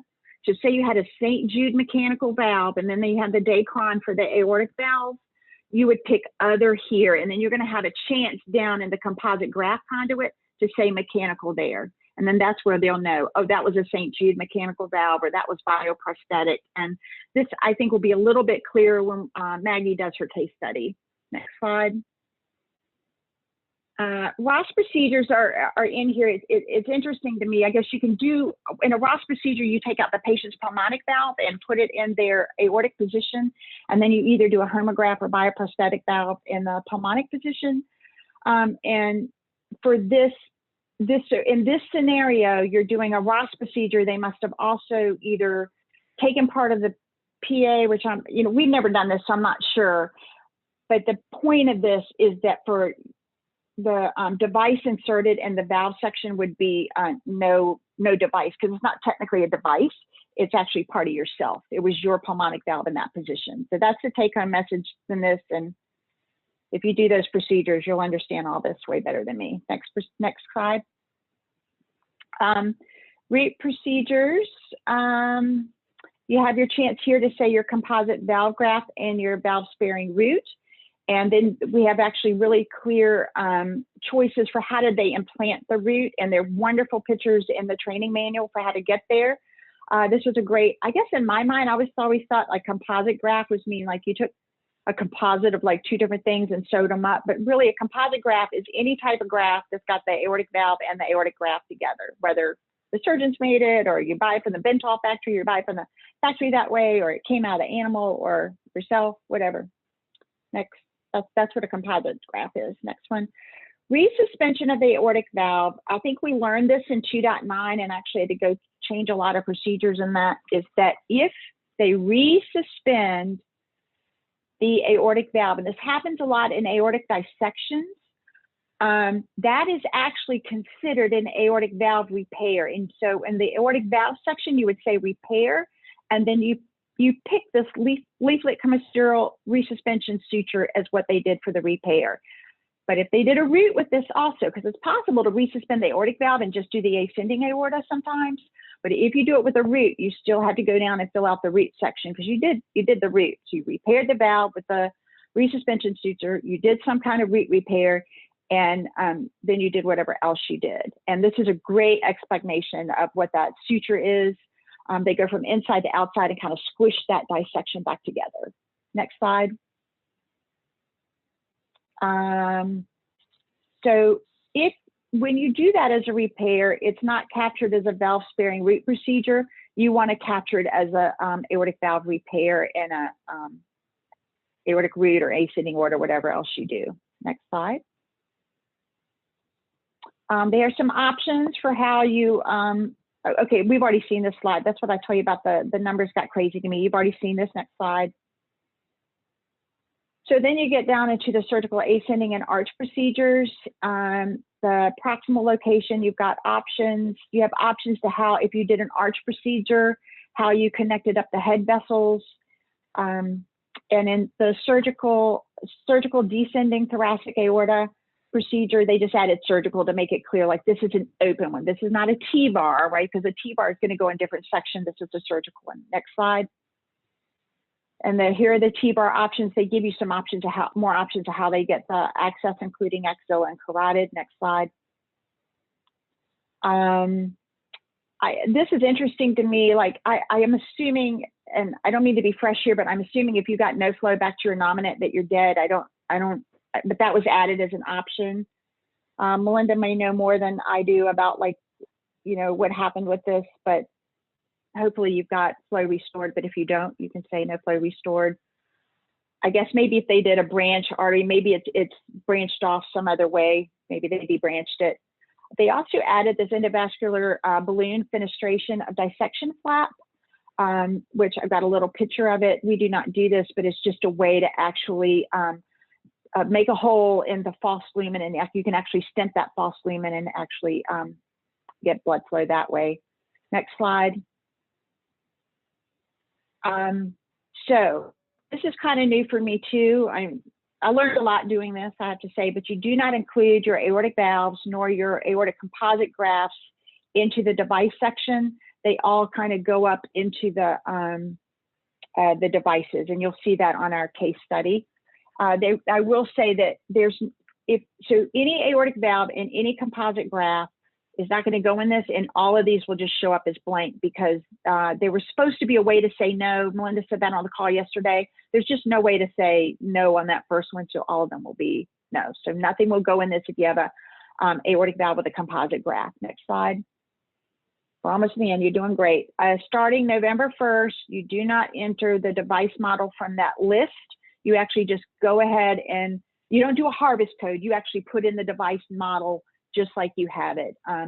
Carol said that she was trying to make a whole list with everything, and it was just getting bigger and bigger and bigger and bigger. So they stopped now. They found this out now rather than later to just go ahead and put this in. And Melinda clarified for me, like say you went from the root and you did all the way to the arch. So you had that huge prosthesis. You would only put the root and the end of the arch. That's the only two places you have to enter in the device, because it's the same device covered all those places. And I'll be honest, I've always done every single little place that it covered, but I don't know. And remember, you only use the UDIs if you can cut and paste them. Next slide. I think that's it. Maggie. Hi, can I share my screen? Absolutely. Go ahead, Maggie.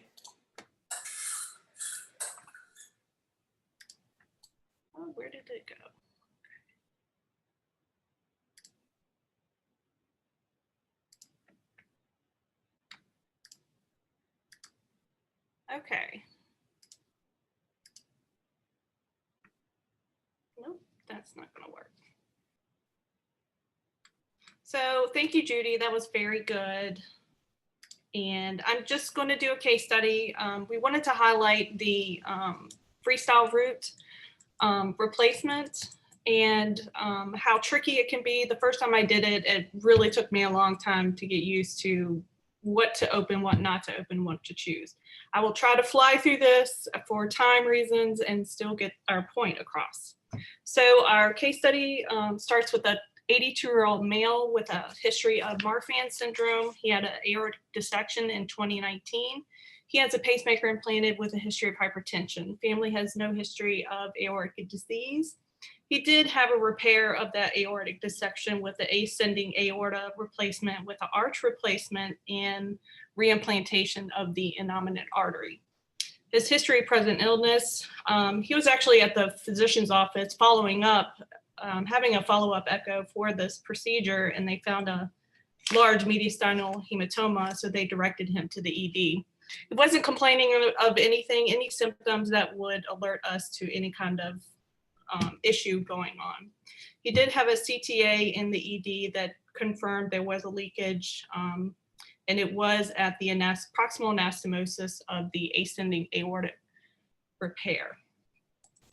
In the operative note, he said he had a pseudoaneurysm at the anastomosis site, and it was a type A dissection from previous. Some aortic insufficiency and LV dysfunction. What they did was they did a root replacement with a freestyle with coronary reimplantation. They did a circ arrest and implanted the root. This is operative steps. I'm not going to read all of this, but short. They did a circ arrest because they didn't know exactly what they were going into and if they needed to, if there was going to be a bleed or whatever. So they decided to circ arrest. They just evacuated the clot. Then they reclamped, restarted the pump. Well, they found that the dehiscence of the graft was related to a dissection that went into the non-coronary cusp and found that the root was dilated and it was also dissected to the level of the annulus. They did coronary button reimplantation and inserted the device. We did do intraoperative neuromonitoring with EEG potentials and auditory evokes and some cerebral oxygenation. Sorry, I'm getting out of breath. And transcranial Dopplers, but there was no events recorded during the procedure. So our operative section, we did a full sternotomy. We did not do any conversion, no robot, no coronary bypass. We did do a planned aortic procedure and a valve procedure, no explant. And the aortic valve was performed and planned, and we did perform an aorta procedure. I highlighted these fields because, as Judy said, these fields have to be checked yes in order to open up the appropriate section to abstract the aortic valve with the root. The next section, I did not include the anatomical just for time-wise, but for the measurements, as Judy said before, if you don't have the information, just leave it blank. So is there enough information? Our CT was not very helpful. The OpNet was not very helpful. So I'm going to say no, we did not have any information.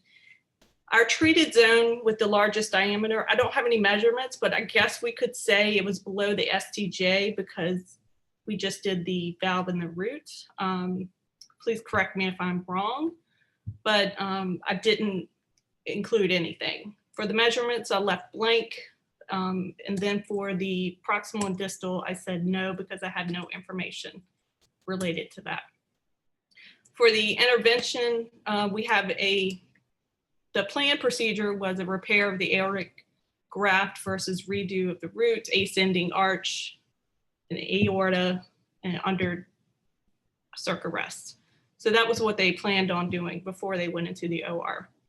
But in the operative note, they did do the aortic valve and a root. So yes, it was planned. We did do a replacement. We did not do a transcatheter replacement, surgical replacement. This is where it gets tricky with those composite valve conduits. This is where, and I put a picture of the freestyle valve because I'm not sure how many programs actually put in the full root. And there's another picture. So on these valves, these composite valve conduits, you have to press, click other because the valve type does not include these types of devices. So we did not do a aortic enlargement and we did not replace the non-coronary sinus. For the root, we did reimplant the coronaries. We did do a composite valve conduit.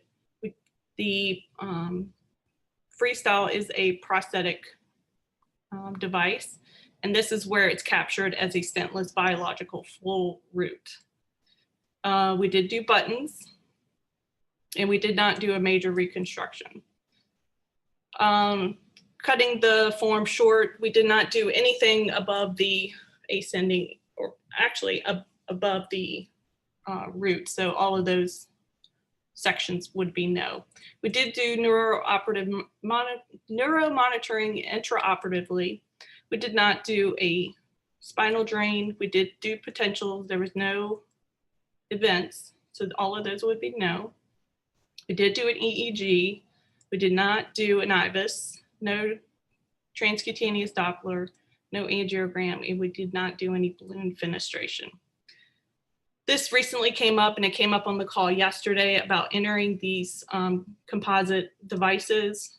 We did obviously insert the device. We did the composite graft, and this was the number. I don't have any UDI, so it's not available, so I would leave that blank. As we get down to 5450, I had originally emailed Melinda about this, and it actually came out in the call yesterday, but I emailed back in last week that we're going to leave that section blank. So we're going to fill everything up here according to the device that we put in, and then we're going to leave this section blank because we have no X option to put in there. And that is my presentation, and I appreciate you for listening.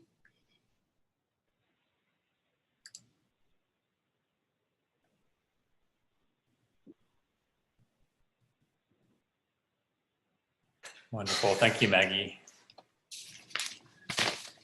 So next we have Kim and Miuri from Hopkins for the post-op section. Okay, this is Kim, and I present the post-op section. Kim, your voice is just a little faint. Okay, can you hear me? Yeah, that's much better. Okay. Eddie, would you mind advancing the slide? Okay, so I ended up just taking just some snippets in this section, just some general information that I thought maybe just review quickly. Patients that are transferred to another acute care hospital should be followed until the time of discharge from that facility. That will be the discharge date that you enter into the database. If the patient dies at another acute care hospital after the transfer, it should be coded as a mortality in our database. And we should gather as much information as possible, such as ICU hours, blood utilization, etc., from that facility, as the patient is not technically discharged until they are discharged from acute care. It's still hard to hear you, Kim.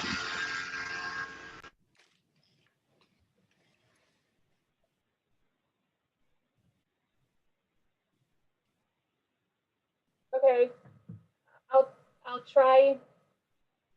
Can you hear me now? Better.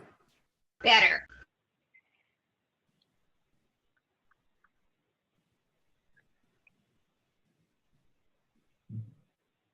Okay, can you go to the next slide? Okay,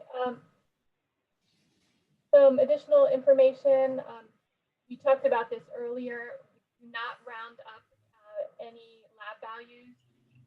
So for example, if you have a lab value that's documented with either a less than or a greater than symbol, you would code as the next decimal point below or above that. So for example, if you have a pre-op total bilirubin that is in your EMR as less than 0.2, then you would code that as 0.19.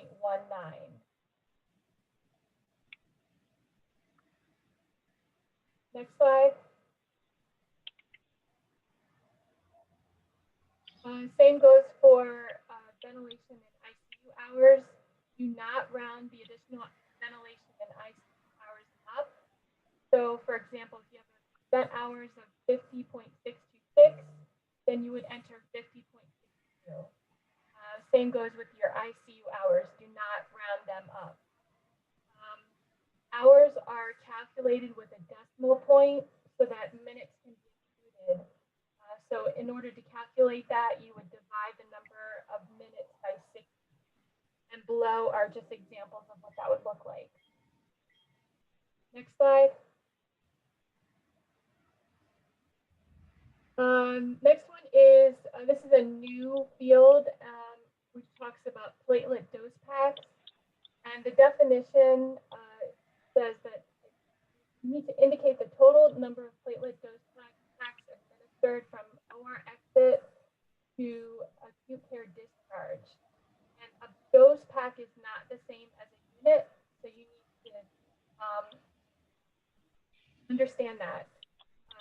So for example, post-operatively, I'm sorry, the middle bullet talks about a dose pack may consist of 4, 6, 8, or 10, or any number of donor platelets from a separate donor, which is pooled into a dose pack.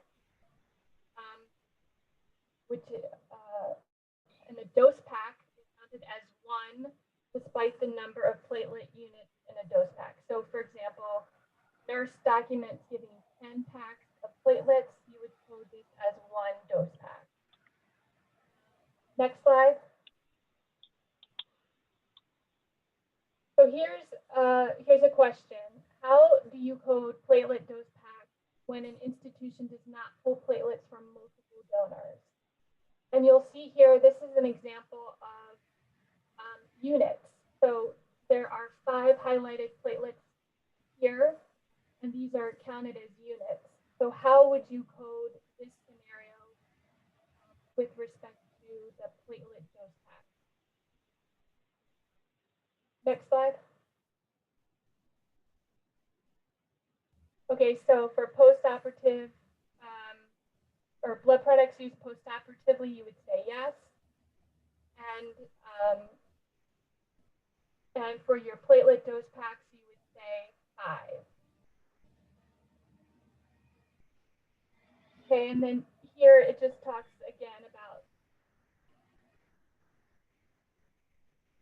Okay, the next one is, that's okay, you can keep going. Post-op intubation, re-intubation. Indicate whether the patient was intubated for the first time after leaving the OR from the initial procedure or re-intubated during the hospital stay after the initial extubation. So the intent here is do not include re-intubation for surgical or other procedures when the patient is extubated prior to leaving the OR. If a patient self-extubates and requires emergent reintubation within 15 minutes, do not code the extubation and reintubation. If, however, the patient remains extubated greater than 15 minutes, then you would code the extubation time and the reintubation is captured.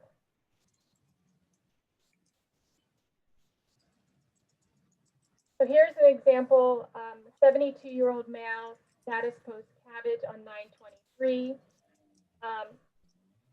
OR exit date and time was 9:23 at 1600. He came out of the OR intubated.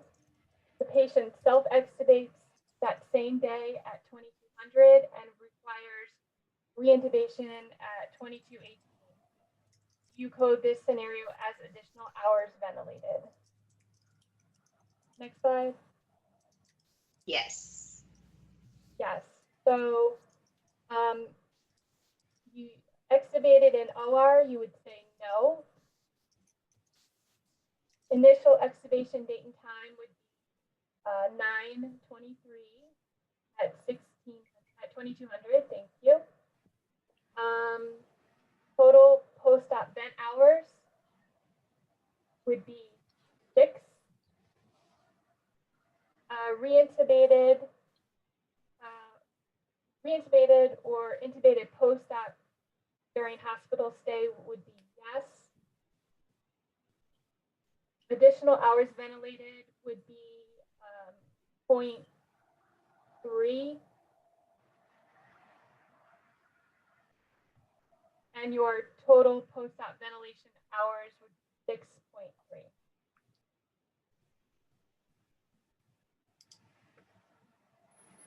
Next slide. All right, post-op echoes. Indicate whether an echo was performed post-operatively to evaluate valvular function prior to discharge. So we're looking, indicate whether an echo was performed before discharge. Capture echo performed after the patient leaves the OR, after the index procedure, but prior to hospital discharge. And you want to code the exam closest to discharge. Next slide. How do you code for post-op echo in this situation? The patient has 3 post-op echoes. There was an echo on 9/12 that reports mild pulmonic valve regurgitation. On 9/17, a full report states pulmonic valve was not well visualized. And then on 9/18, there was a limited report that states pulmonic valve was not well visualized. Next slide.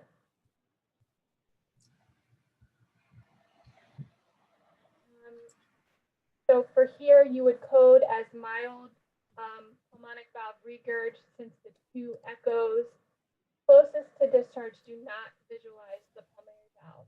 So post-op echo performed would be yes. And then the level of pulmonic insufficiency, yeah, would be mild.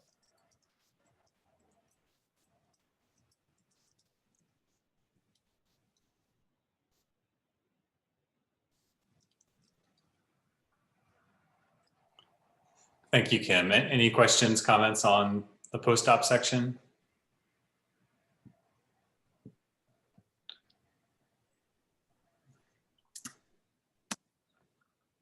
Well, since we are nearly at 5 o'clock here, we still have 3 sections to go, or actually 2 sections, post-op events and discharge mortality. Do we want to do a quick run through, Tracy, or what do you think? Mine was going to be quick anyway, Eddie. All right. It was going to be quick. Cool. I just want to reiterate that the post-op events done at other hospitals need to be counted if you have to transfer. Code unknown if you're not capturing infection up to 90 days. If you're only doing 30 for the surgical complications, code unknown. That's trach now has its own field instead of other non-cardiac re-op. And that's pretty much, there's a couple other little things, but that's it. Post-op Corsi was extubated in 6 hours on arrival to the ICU, had prolonged heart failure issues that required milrinone and neo, had difficulty weaning the drip, so remained in the ICU for 10 days. He had numerous rhythm issues with 1 episode of AFib treated with amio. He eventually had a pacemaker placed in the OR on post-op day 8. Next. What would you what post-op event would you code? A, re-op, other cardiac, permanent pacemaker, AFib, permanent pacemaker, AFib, or permanent pacemaker?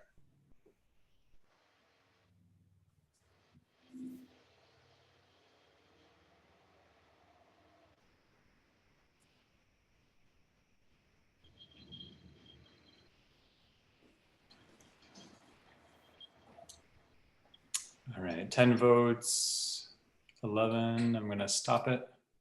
Okay. And it would be permanent pacemaker, AFib. Re-up, other cardiac, even though it was done in the OR, is not counted as a re-op other cardiac. It's just a permanent pacemaker. He did have AFib treated with amnio. Next slide. This is right from the training manual. Do not code in the re-op section, even if performed in the OR. Indicate developing, a new device. So even though it was done in the OR, because not everybody does their pacemakers in an OR, I guess they wanted just to hold it under the post-op new dysrhythmia requiring insertion of a permanent device. So do not code re-op other for a pacemaker. And if AFib is treated, even if it's short, it's coded as a post-op event unless they were in AFib going into the OR. All right, Eddie, I think that's it. Unless, yeah.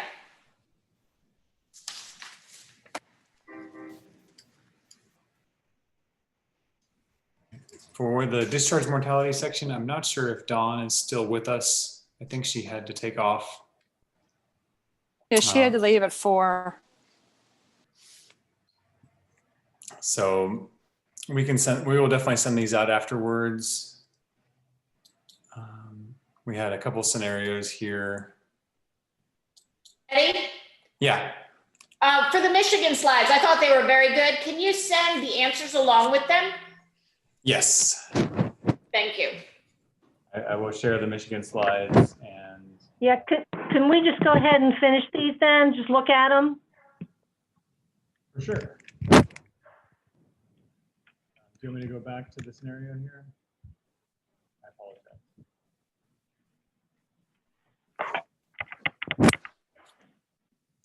So patient was admitted to the hospital for an isolated cab. She subsequently expired on day 30. She was an organ donor for her sister. Her organs were not harvested until a day later. Would she be considered an operative death? The answer is yes. Use the date time on the death certificate, not the day the organs are harvested.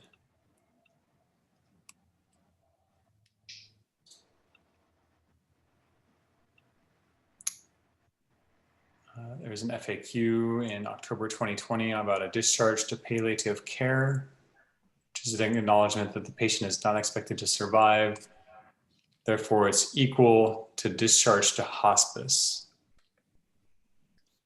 regarded as mortalities unless the participant group provides proof otherwise.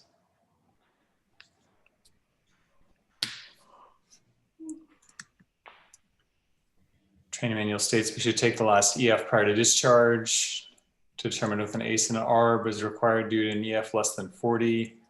Patient who had a pre-op EF of 46, his anesthesia pre-incision intra-op echo EF was 35 to 40. He has no other echo done prior to discharge. Would you use the pre-incision echo or intra-op results to determine ACE ARB at discharge?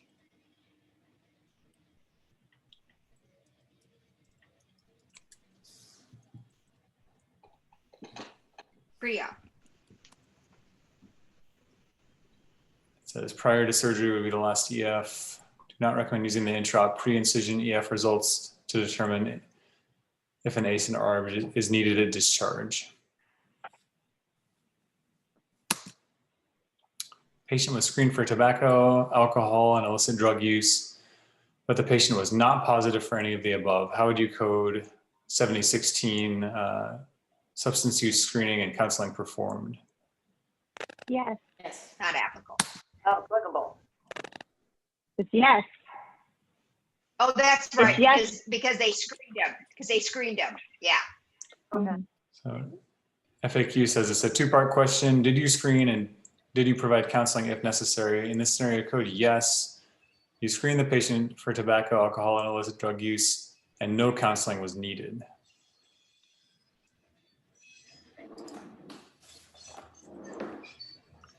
"30-day mortality, readmits, steep sternal wound log. Data managers need to keep some type of log to include verification source, data assessed, and status of mortality, readmission, and deep sternal wound. For example, this can be done on an Excel spreadsheet or a document attached to the data collection, such as John Doe surgery date, discharge date, checked with MD office and checked MR on 2/6/2020 and alive with no infection or readmission." And that was about it for the discharge mortality slides. Hey guys, I have one question. We don't extubate very often in the OR. So is it true that if you extubate in the OR and then you have to intubate the patient after, that's a re-intubation? Oh, that's a good question. That's what I was looking at on her slide. If you look to that slide, post-operative, post-op intubation, the definition says indicate whether the patient was intubated for the first time after leaving the OR from the initial procedure or re-intubated. Yeah. Actually, yeah. That has to, it has to do with some places not using. That's a re-intubation. That's a re-intubation. Thank you. Pardon me? Yes, it was, but I was trying to explain it. And I'm sorry, a couple of people talking at one time. Yes, it is a re-intubation? Yes, because the patient left the OR extubated. Got it. And you had to re-intubate the patient post-op. Got it. Thank you. Okay.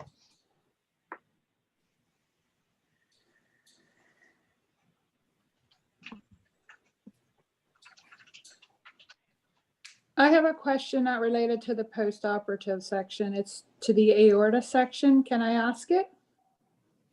Go ahead, Dan. I'm a little confused. We do a lot of aortic root replacements, and we connect our graft to the aortic valve. So we're not to put that device, that graft device, into the device section if it goes into the ascending, which it usually does. So tell me, if you did you use a composite graft? Like, did you do a valve with it? We with always, the ascending? we always connect. We don't use any the composite grafts that come together. They always manually do it. So yes, that you're doing a root. Yep, root replacement, and it always goes into ascending. We don't ever just go below the STJ.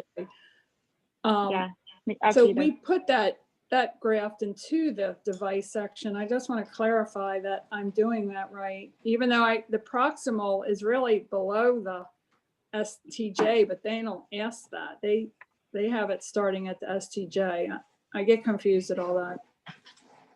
I do one like every day.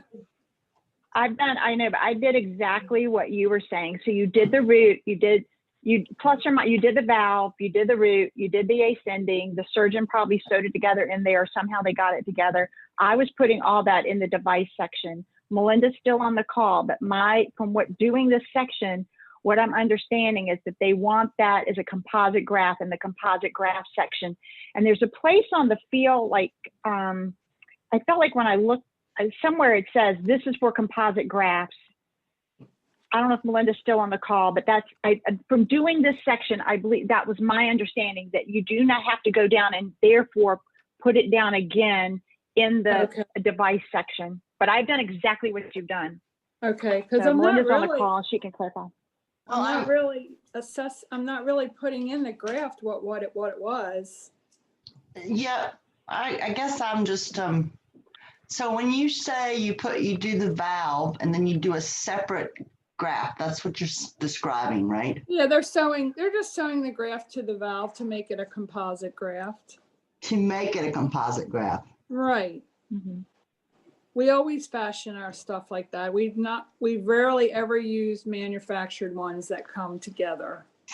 And so are you able to code that as a composite graft in, what's that sequence number? You know, where you put the aortic valve stuff in? Yeah, I mean, I put it as a composite graft, but then I just put the valve number. I don't put the... Right, that's what I thought. So. And then I put the graft in the device section. That's exactly what I do, because we do that same thing. Okay.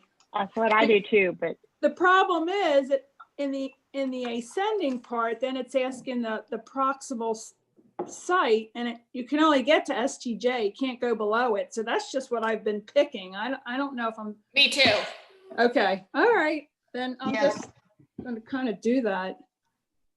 See, because you're connecting to the valve, so you're really below the STJ for the proximal location, but I'm just picking STJ since that's all I can to mid ascending, and then for my proximal, and then I just do my distal, whatever it is.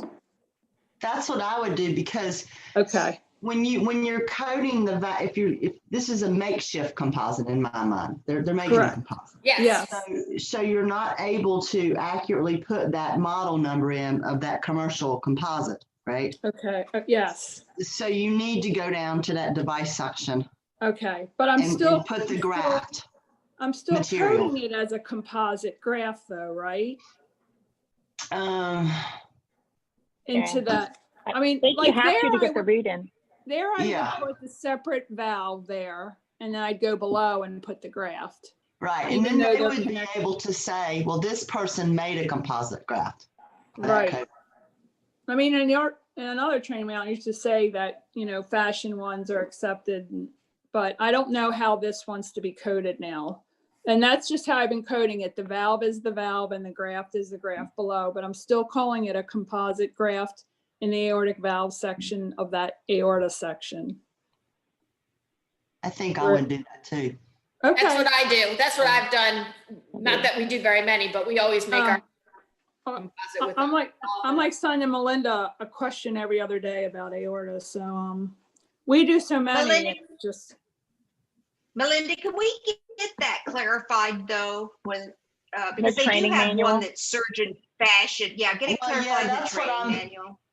Can you guys scroll that data collection form up so we can look at it? But to this site, the thing we're talking about.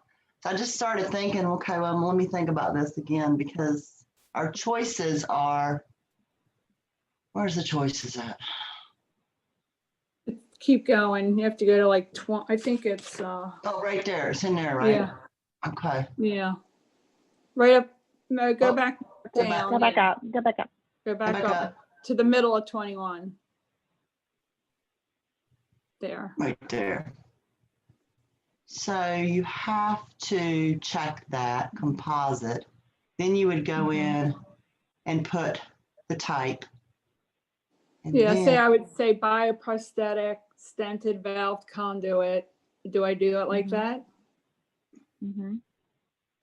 I would think so. Otherwise, your only other choice there is valve sparing route, which that's not correct.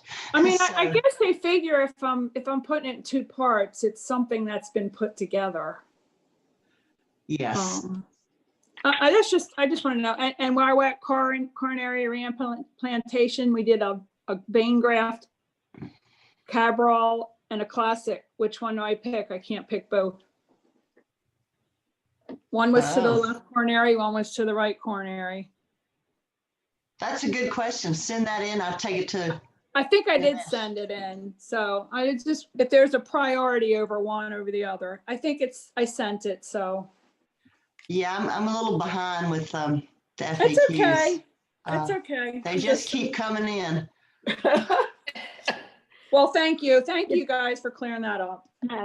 Thank you. And that might be good. I mean, because the training manual seems to say something a little different to us, Melinda. So that might be something maybe we can look at and from the other FAQs that are in it. But that's what I've been doing, exactly what she was doing. Okay, thank you. I appreciate it. That somebody else. Well, that doesn't mean it's right, but I'm doing Well, exactly what you're doing. It's racist At too. least somebody else is doing it like I'm doing it. So that Is at least. Jennifer, Jennifer, are you still on? I am, and I actually would do it same way Diane and Judy are doing it. But it needs to be clarified. Will y'all send me that, will any one of you send me that statement that you think needs clarifying?